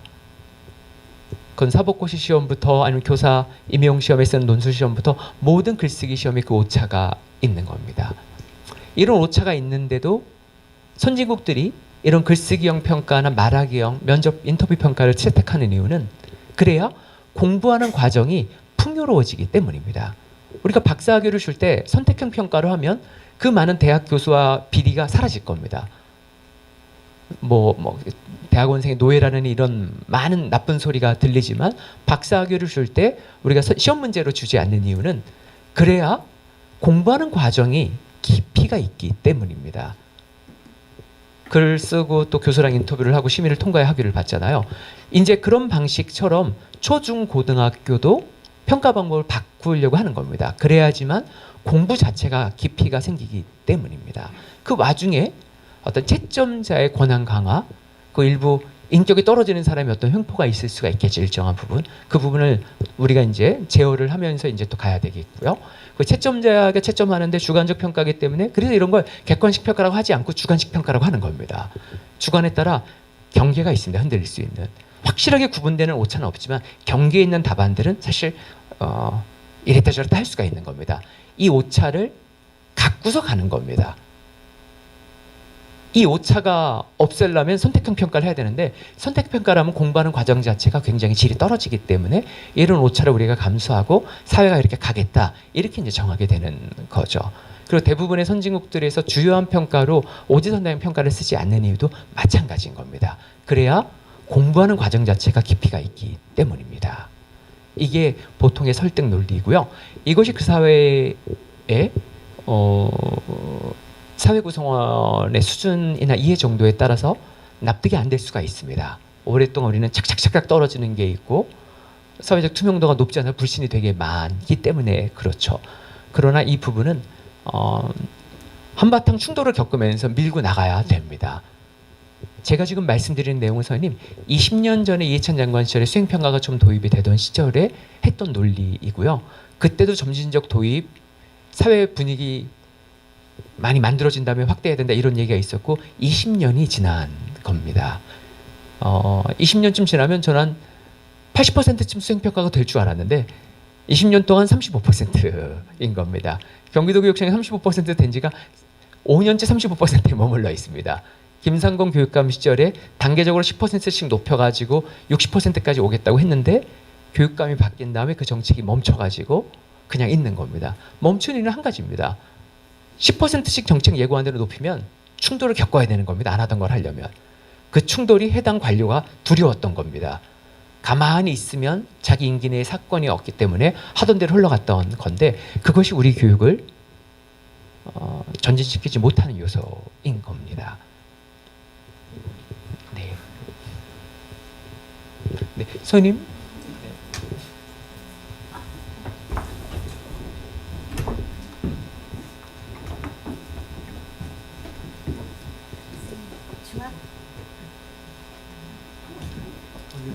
밑에 걸 선생님 아주 강하게 올리시면 마이크가 켜집니다. 중학교 1학년 사내 아이고요. 네. 전통적인 어떤 교육 방식이 잘 맞는 아이예요. 그래서 그런지 그 예스나 노나 이렇게 명확한 답의 성향 자체가 명확한 그런 성향을 가지고 있는데 네. 우리가 논술을 하다 보면 어떤 제시문의 조건을 가지고 논술을 이렇게 자기의 생각을 펼쳐 나가잖아요. 그러다 보니까 서론, 본론, 결론을 써가는 그런 글은 무리 없이 써나가는데 일기라든가 뭐 생활문이라든가 동시라든가 이렇게 선생님이 아까 말씀하셨던 어떤 풍요로움을 요구하는 글에서는 네. 미흡한 점이 많이 있어요. 그런데 중학교 1학년이 돼 보니까 이 아이를 차라리 초등학생 같으면 그냥 내려놓고 어떤 논술을 좀 시켜보겠다는 마음도 드는데 네. 성향 자체가 그러하고 또 중학교 1학년이니까 학습에 대한 부담감도 사실은 없잖아 있거든요. 이랬었을 때 그 아이를 사교육에 맡겨서 논술을 해야 하는지 아니면 그 전에 해왔던 방식으로 쭉 밀고 가서 그냥 독서의 힘으로 키워나가야 하는지 아이를 키우는 엄마 입장에서 굉장히 망설여져요. 어떻게 하는지 네. 잘 모르겠어요. 선생님 그걸 좀 설명을 해주십시오. 네, 알겠습니다. 글쓰기를 잘 가르치는 선임이 사교육에 있고요. 또는 잘 못 가르치는 선임이 사교육에 있습니다. 글쓰기를 잘 가르치는 선임이 학교에 있고요. 글쓰기를 잘 못 가르치는 선임이 학교에 있습니다.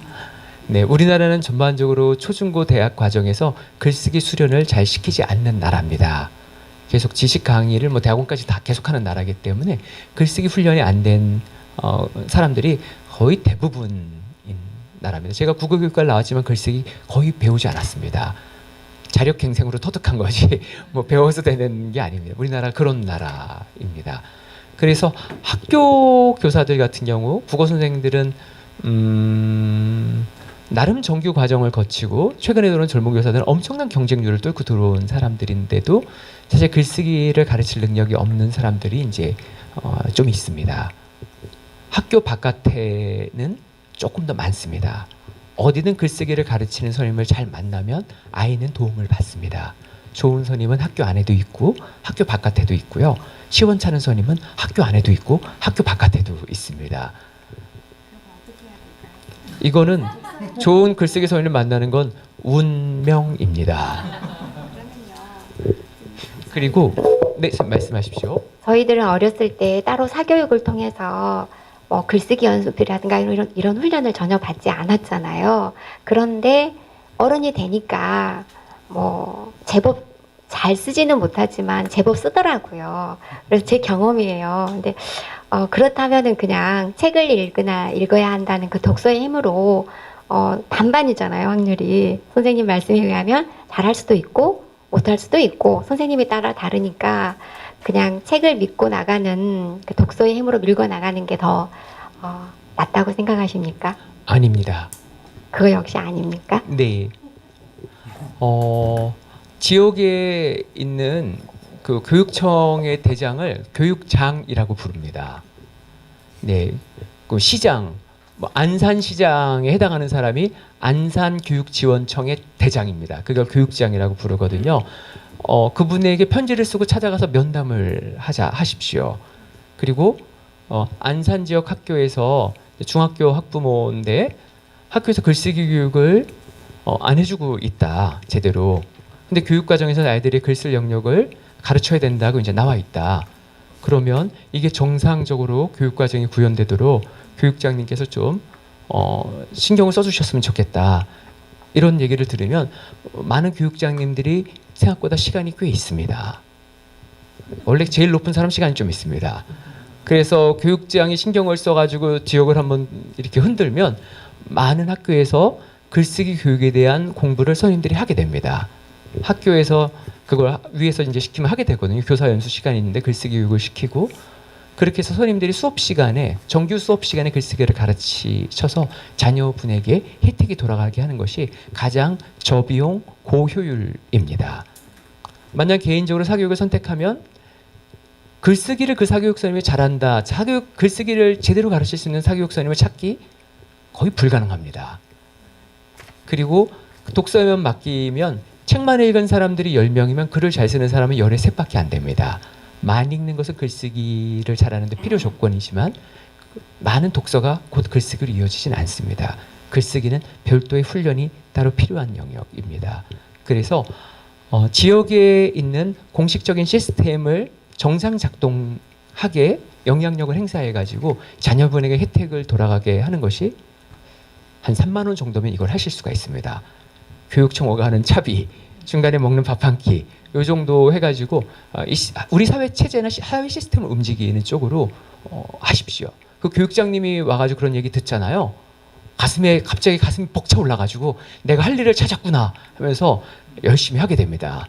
그 교육장은 안산시 모든 학교에 교장을 소집할 수 있는 권한이 있습니다. 교장을 소집해서 이렇게 얘기하면 그 말이 먹힙니다. 그 선임들이 짧게 짜증을 내지만 다 받아들이게 되어 있습니다.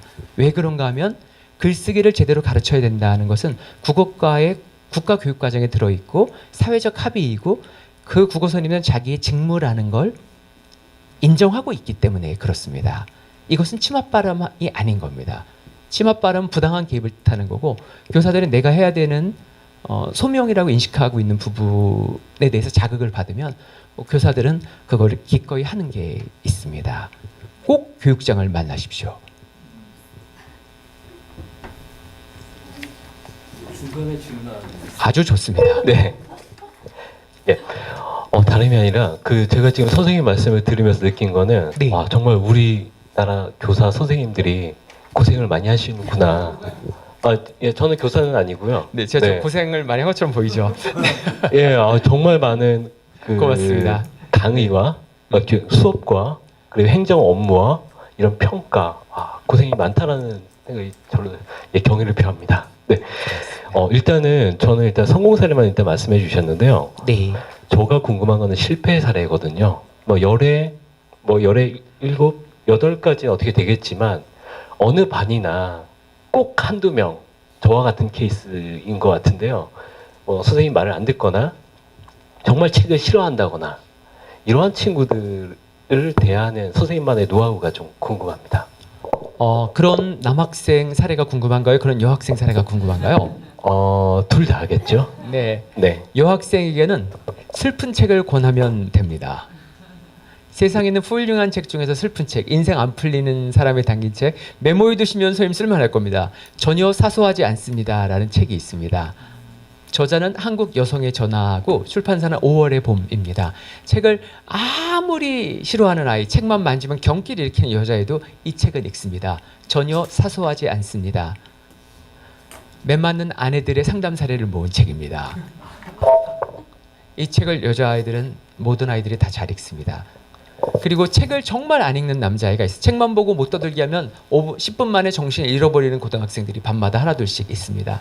이런 학생에게 잠을 깨울 수 있는 책은 심하게 야한 내용이 담긴 책입니다. 네, 야한 내용이 많이 담긴 책을 주면 그 학생이 잠을 깹니다. 책을 못 읽는 학생은 책 읽는 게 몸에 배어있지 않아서 몸 자체가 책 읽는 몸이 아닌 겁니다. 책을 보면 못 견딥니다. 산만해지거나 부들부들 떨거나 정신을 잃습니다. 그런 아이에겐 야한 책을 줘야 됩니다. 좋은 책들 중에서 심하게 야한 내용이 담긴 책이 있거든요. 제가 불러드리겠습니다. 제목을. 누나가 좋아하든 내가 좋아하든 이런 책이 있습니다. 제목을 음미해 주십시오. 누나가 좋아하든 내가 좋아하든. 누나와 남동생이 한 남자를 동시에 사랑하는 삼각관계 연애소설입니다.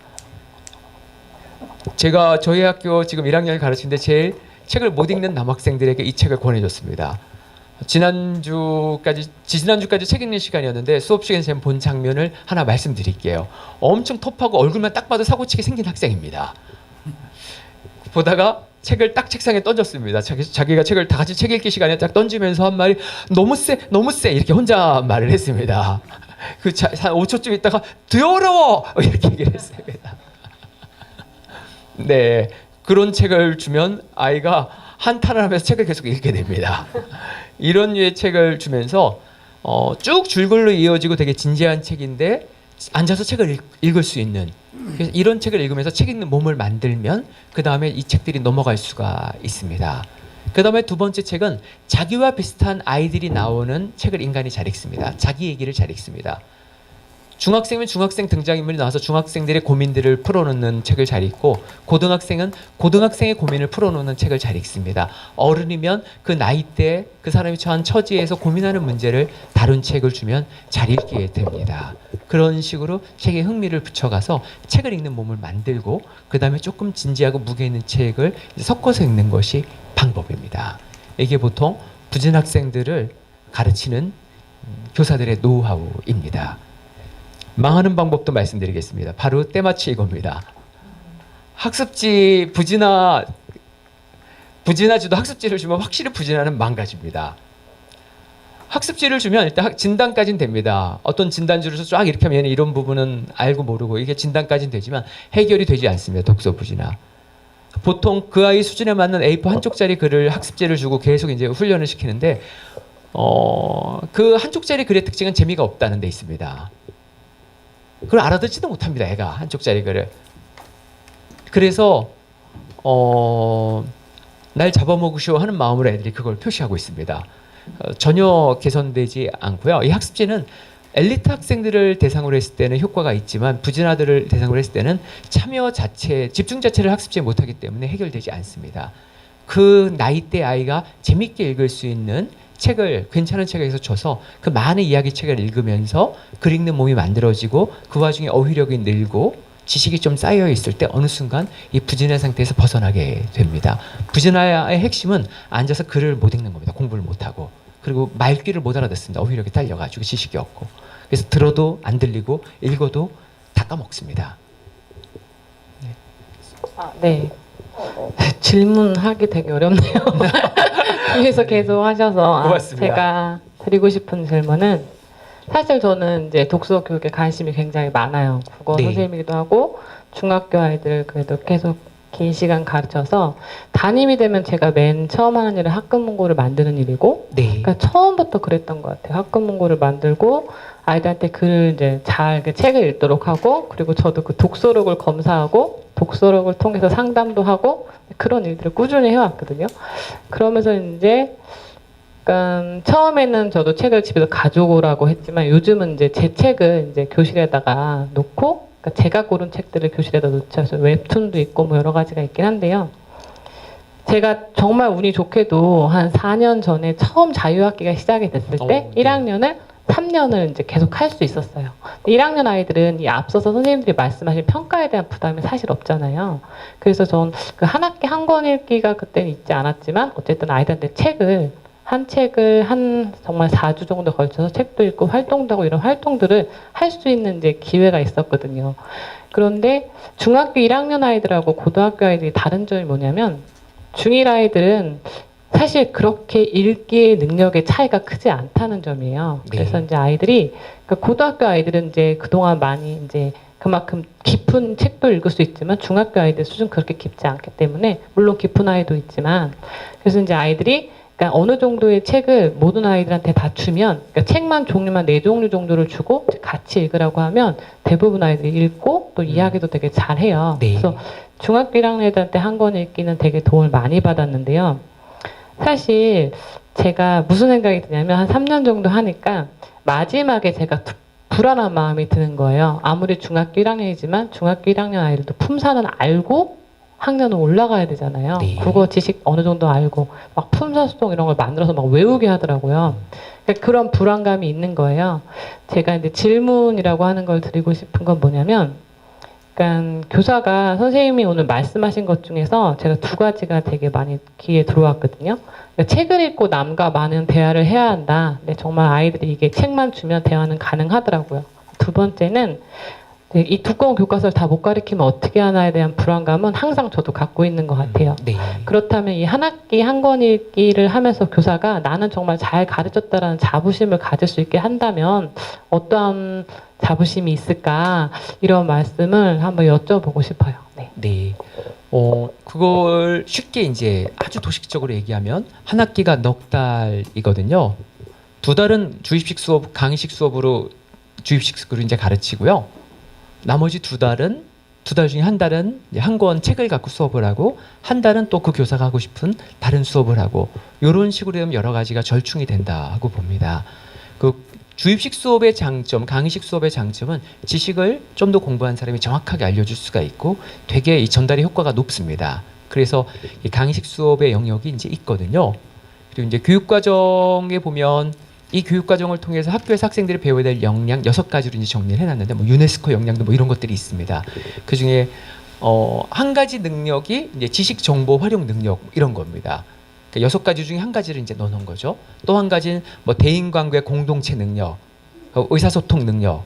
그러니까 지식도 있고 남하고 좀 말주 좀 알아듣고 소통할 수도 있고 글도 좀 잘 써야 먹고 살 수가 있고 살면서 또 예술적인 거 좋은 노래를 들고 또 춤도 보면 또 한번 춰보기도 하고 이렇게 행복하게 사는 능력도 좀 있어야 되고 이런 식으로 이제 6가지 영역을 만들어 놨거든요. 그래서 인간이 학교에서 배워야 될 여러 능력 중에 한 가지가 이제 지식 능력이 이제 있는 겁니다. 그래서 그 능력을 한 30%에서 한 60% 정도 이제 잡을 수가 있을 텐데요. 그래서 한 학기에 한 달 또는 2달 정도를 이 지식 수업, 교사의 강의식 수업으로 하면 그 부담이 조금 가라앉지 않을까 싶습니다. 네, 저는 이제 여러 수업 방법 이런 것은 대립의 문제인 면도 있지만 적절한 비율 조정으로 절충하면서 해 나가야 된다고 이제 생각을 합니다. 그래서 아주 간이 작은 선생님 한 학기에 아까 우리 선생님께서 고1을 가르치시는데 문제집만 풀겠다는 동료가 있다고 하셨잖아요. 그분은 진짜 간이 작은 분이시죠. 네. 그런 분은 석 달은 문제집을 풀라고 하고 한 달만 빼가지고 한 권 책 읽기를 해봅시다. 이렇게 이제 권유를 하는 거죠. 석 달은 하던 대로 하고 한 달만 빼서 2주 책 읽고 나머지 2주 활동하고 이렇게 해봅시다. 이렇게 가는 거고, 조금 이제 간이 커진 선임은 이제 강의식 수업을 2달 하고 2달 이제 활동 수업을 하고, 그다음에 간이 더 커지면 한 달 동안, 사실 문법은 중고등학교 6년 동안 가르치고 한 달 동안 달달달 외우게 하면 다 가르칠 수 있습니다. 사실.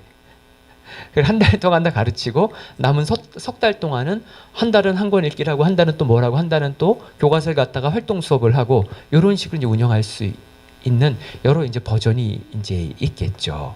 네. 그래서 저는 한 가지 수업 방법으로 그 교사의 한 학기 수업 전체를 개선하라고 그러면 이거 보통 일 아닙니다. 그분이 존재 자체를 바꿔야 되기 때문에 굉장히 만만치 않는 대화의 과정을 겪어야 되는데요.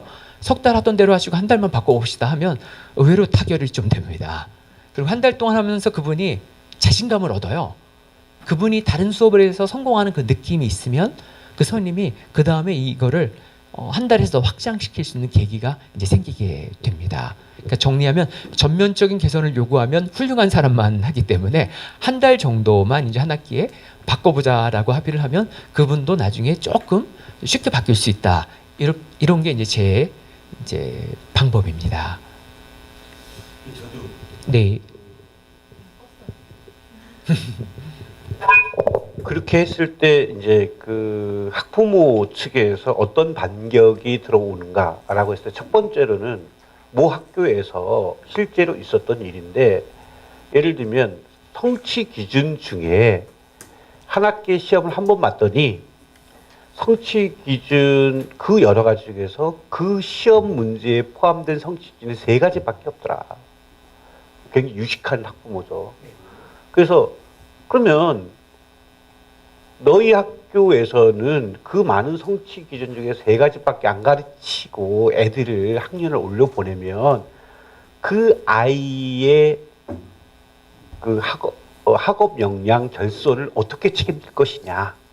이게 이제 한번 시험 보기 에서 가장 크게 이제 학부모들이 반발을 하는 거고, 두 번째, 이건 어떤 측면에서 교사라는 것이, 선생님, 요 하나 답하고 또 두 번째를 말해요. 두 개를 들으면 제가 이 처리 역량이 좀 한계가 있다 보니까 네, 저 그거 어렵지 않습니다. 경기도에 한 번 본 학교가 굉장히 지금 중고 가리지 않고 많고요. 그 정도는 되게 쉽게 대응이 됩니다.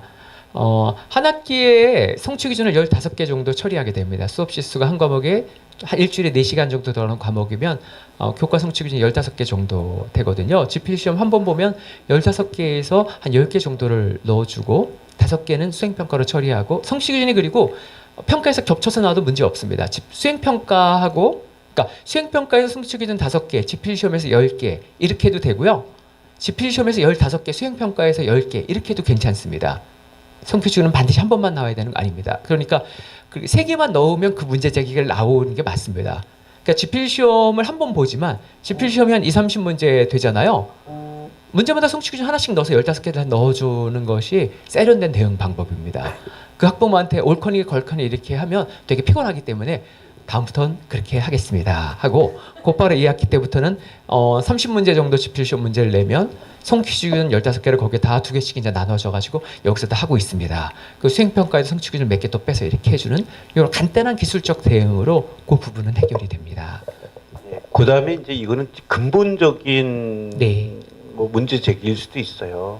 지금까지 한국 교육사를 달리 얘기하면 네.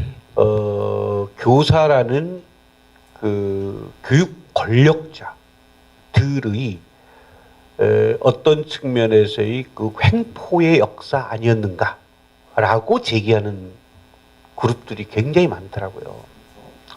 그래서 이 교사 집단이 갖는 그 권력으로부터 학생들 스스로가 자기들을 해방해야 된다. 또 학부모들도 교육의 주체로서 당연히 자기의 이야기를 해야 된다.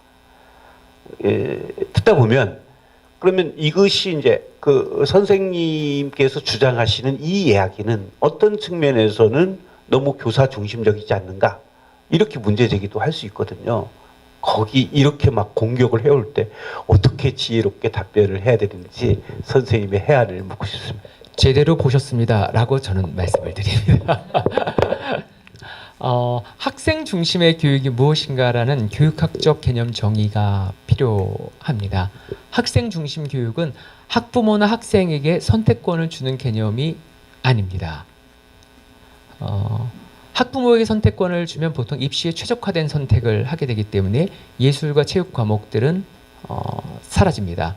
도덕과 같은 과목도 선택을 하지 않으면 수학을 가르치기를 이제 수학 자습을 하길 요구를 이제 받게 되고요.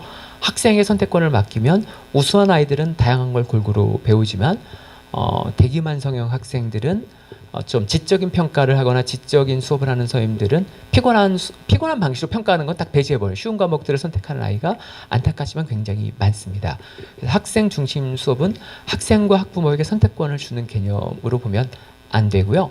학생의 전 인생에 걸쳐서 어떤 내용을 가르치고 어떤 방법으로 가르쳤을 때 그 학생의 전 인생에 걸쳐서 이 교육이 도움이 되는가, 이거를 사회가 고민을 해서 합의해야 된다, 이 개념으로 봐야 됩니다. 그래서 교사와 교육학 전공자들과 또 이런저런 사회 각계 사람들이 모여서 어떤 내용을 가르치고 어떤 방법을 가르치고 평가를 해야 이 아이들의 인생 전체에 도움이 될까, 아이의 인생에 도움이 되는 관점으로 보는 것이 학생 중심 교육이고요. 학생에게 선택권을 주면 학생의 시대를 읽지 못하는 아이가 사실 다수입니다. 학부모가 시대를 읽지 못하는 아이가 다수고, 학부모는 아이의 사회적 성취를 바랍니다. 정확히. 학생은 자신의 사회적 출세를 바라는 아이와 편하고 싶은 아이, 그 중간에 있는 아이, 이렇게 3등분으로 나눠집니다. 그 아이들에게 교육의 내용과 방식을 선택권을 주는 것은 맞지 않습니다. 공교육의 이념. 원래 교육학이 그렇습니다. 그래서 이제 교육학에 대한 어떤 학문적 소양이 없는 분들이 학생 중심 교육 또는 민주주의 이론을 교육에 이제 적용하다 보면, 직관적으로 적용하다 보면 학생이 과목 선택과 방법, 모든 것을 선택하고 교사 선택하고 이렇게 생각을 하고, 또 학부모도 교육의 3주체 아니야 이렇게 얘기를 하지만 사실 그런 개념은 이제 아닌 겁니다. 교육 내용과 교육 방법은 사회적 합의 또는 교육학을 전공한 사람들이 이제 사회에게 권한을 위임받아서 이제 결정하는 것이 맞는 겁니다. 네, 제 개인 경험을 말씀드리겠습니다. 선생님, 저는 고등학교 때 공부 좀 하는 학생이었고요. 모의고사 점수가 잘 나왔습니다. 저는 어느 날 지리 과목이 30점이 나왔던 적이 있어요, 고3 때. 그래서 우리 지리 선생님이 이렇게 애들 점수를 붙다가 저 이름을 보고서 승훈아 하고 약간 낙담하신 표정을 잠깐 지으셨어요. 아직까지 제가 죄책감이 있습니다. 제가 고3 때가 1990년이었는데요. 제가 대학 91학번이어가지고 우리 지리 선생님이 되게 착한 여자 선생님이셨거든요. 중년에. 늘 우리에게 인간적으로 대해주고 잘 가르치셨는데, 제가 고3 때 지리를 제가 선택하지 않았어요. 대학 때. 그러니까 지리 내신은 저한테 필요 없었죠. 그러니까 장난삼아 그 과목을 함부로 했던 겁니다. 근데 그 함부로 했던 게 기대했던 학생이 그렇게 함부로 하자 지리 선생님이 그때 상처를 입고 마음이 안 좋았던 거죠. 그 표정이 저에게는 아직도 죄책감으로 남아 있습니다. 이런 행동을 이제 하는 겁니다. 그리고 제가 고등학교 때 저는 음악과 미술을 왜 배우는지 몰랐습니다. 체육은 저에게는 아주 혐오 과목이었습니다. 음악 미술은 내신을 위협하는 과목이었고, 지금 제가 노래를 저희 집안 전체가 못합니다. 미술도 못하고. 저에게는 진짜 배우고 싶지 않은 과목이었는, 그 시간에 저는 영술 공부를 더 하고 싶었어요, 사실. 근데 음악과 미술을 가르치니까 억지로 배웠습니다. 내신에 들어가기 때문에, 음미체가. 대학을 갔어요. 이렇게 음악이 중요한 줄 몰랐습니다.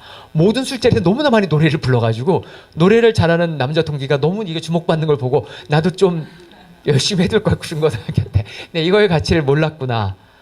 미술의 가치는 저는 군대에 가서 알았습니다. 군대에 가면 밤에 보초를 씁니다. 어떤 친구는 자기 조그만 수첩에다가 밤에 보초 쓰면서 봤던 나뭇잎을 흔들리는 거, 작은 새의 모습, 고양이의 모습, 자기 군화의 모습, 이런 걸 그리는데 너무 느낌이 있고 위로가 되는 거예요, 인생에.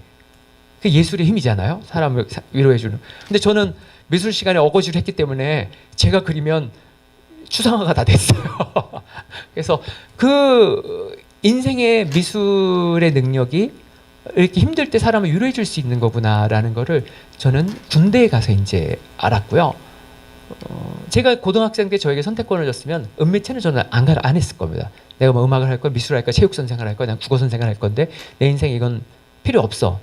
이렇게 된 건데 몰랐던 거죠. 그리고 선생님, 전 대학에 갔는데 국어교육과를 나왔는데 군대를 갔다 왔더니 군대 가기 전에 없었는데 제2외 국어를 6학점을 공부하고 나가라는 거예요. 일주일에 3시간씩 2학기를 공부하고 점수를 못 따면 졸업을 안 시켜준다는 거였어요. 우리가 막 데모를 할 수준이었어요. 국어 선생님이 왜 중국어를 해야 되냐? 국어 선생님이 왜 일본어를 해야 되냐? 그래서 저는 중국어를 했는데 아직도 생각나요. 복학해가지고 복학생들이 모여서 학교 잔디밭에 앉아서 니지아오 셔머맹지 워지아오 송승훈 뭐 이런 얘기를 안 외우면 통과가 안 되니까 그거 외우면서 아 우리 인생 힘들게 이게 뭐 총장이 이상한 사람이야 완전 독재야 독재 우리한테 의견도 안 물어보고 이렇게 했는데 선생님 제가 그때 중국어 배운 거의 위력을 지금에서야 느낍니다. 지금 중국과 이렇게 우리나라 가까워질 줄 몰랐어요. 그 당시 해외여행은 아무나 가는 게 아니었거든요. 여행 자유가 있기 이전이었으니까요. 그러니까 지금 중국어를 배워놓으면 기본 내용은 다 많은 걸 까먹었지, 고급스러운 내용은 까먹었지만 그때 언어 공부를 1년 2학기 하니까 지금 중국말을 들으면 익숙한 거예요. 그 제가 공부하려는 마음을 먹으면 학습이 되고 중국에 여행을 가면 이게 은근 도움이 됩니다. 그래서 배우는 학생은 그 나이대에 젊은 학생이나 어린 학생은 자기가 어떤 것이 자기 인생에 필요한지 모를 수 있구나라는 것을 제가 제 경험을 통해서 납득을 합니다. 그래서 학생 중심 교육 또는 어떤 학생에게 교육의 내용과 방법을 선택권을 주는 것은 아닙니다. 그리고 학부모 역시 의견은 청취하되 결정권은 그 사회의 전문가들이 모여서 합의하는 것이 원래 이제 나가는 사회의 어떤 운영 원리 원칙이다. 이렇게 제가 이제 답을 해 드립니다. 알아듣는 분은 알아듣고 못 알아듣는 분은 화를 냅니다. 그런 충돌은 원래 어떤 이론을 전개했을 때 기본 이제 있죠. 지지하는 쪽과 이제 공격하는 쪽을 같이 만나게 됩니다. 그리고 한국 사회는 학생 중심 교육이나 어떤 교육의 민주주의, 권한 분포 이런 거에 대한 논의가 사실은 시작한 지 얼마 안 됩니다. 그래서 학생에게 정권을 주는 거, 학부모에게 권한을 상대 부분 주는 거이기도 한데 이 부분은 논쟁을 통해서 앞으로 향후 5년, 10년 사이에 조금 정돈이 필요합니다. 네, 선생님 약속한 시간이 다 되어가지고요. 선생님 질문을 한 번도 안 하셨는데 한마디 하시고 제가 답을 하면서 마무리하면 어떨까 싶습니다. 한 말씀 부탁드리겠습니다. 괜찮으신가요? 네, 우리 학생 한마디 해볼까요? 괜찮나요? 네. 네, 혹시 이야기를 하고 싶은 마음이 있는데 분위기상 흐름상 얘기는 못한 분 있으면 한 말씀 해주시면 좋습니다.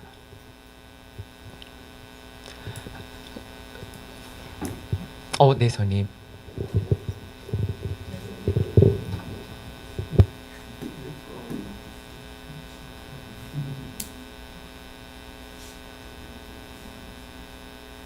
매우 강하게 우리가 소리가 네, 선생님 너무 반갑고요. 오늘도 가슴이 뜁니다. 네, 선생님의 계속 옹달샘처럼 계속 선생님의 마음을 움직이게 하는 원동력이 과연 무엇일까 뵐 때마다 궁금했습니다. 네, 고맙습니다. 마지막으로 하기 괜찮은 질문인데요. 근사한 얘기를 하기 좋아가지고 첫 번째 선생님 좋은 동료입니다. 제가 사범대생이었을 때 먼저 교직에 나간 선배가 이제 와서 어떻게 해야 끝까지 좋은 선생님일 수 있습니까? 라고 물어봤습니다. 그때 저보다 나이가 훨씬 많은 선배가 말하기를 혼자서 세상 못 산다. 세상이 호락호락하지 않아서 혼자 자기 능력 믿고 이렇게 설치거나 이렇게 나가면 결국 세상이 굴복하고 만다. 시시해진다. 좋은 동료가 있을 때 좋은 사람을 보면서 힘을 얻는 것이다. 이 얘기를 했는데요. 제가 살아보고 이제 내일 모레면 어느새 쉬운이 됐는데 이건 나이대가 되니까 이제 느껴집니다. 좋은 사람 같이 이제 가면서 좋은 마음으로 살려는 동료가 있으면 그 사람을 보고 많이 위로가 되고 그 사람을 보고 힘을 얻고 신이 나서 이렇게 살아갈 수 있구나 하는 게 느끼고요. 또 하나는 좋은 책입니다. 가까이 있는 건 사람이고 직접 만날 수 없지만 좋은 사람의 목소리나 생각이 담긴 책을 보면 어느 순간 아 이런 거였구나 깨우치기도 하고 그 책에서 또 힘을 얻기도 하고 그 사람의 좌절과 실패를 보면서 힘을 얻기도 하고 제가 또 이 사람도 인생 안 풀리는구나 하면서 그래서 좋은 책과 좋은 사람이 제 삶의 원동력이고 때로 그 사회의 어떤 주류의 유행과 좀 다른 길을 이제 걸으면서 그 다음 시대에 다시 그 소수였던 게 또 주류가 되는 이런 기쁜 체험을 하는 계기이기도 했습니다. 네, 소위 이 스승의 날 학교에서 체육대회도 많고요. 학교도 일찍 끝나셨을 텐데 이런 자리에 어렵게 모이셨습니다. 이 늦은 밤에 모이셨는데 어떻게 제 이야기가 괜찮았나 모르겠습니다. 선생님 좋은 말씀들 해주셨습니다. 고맙습니다.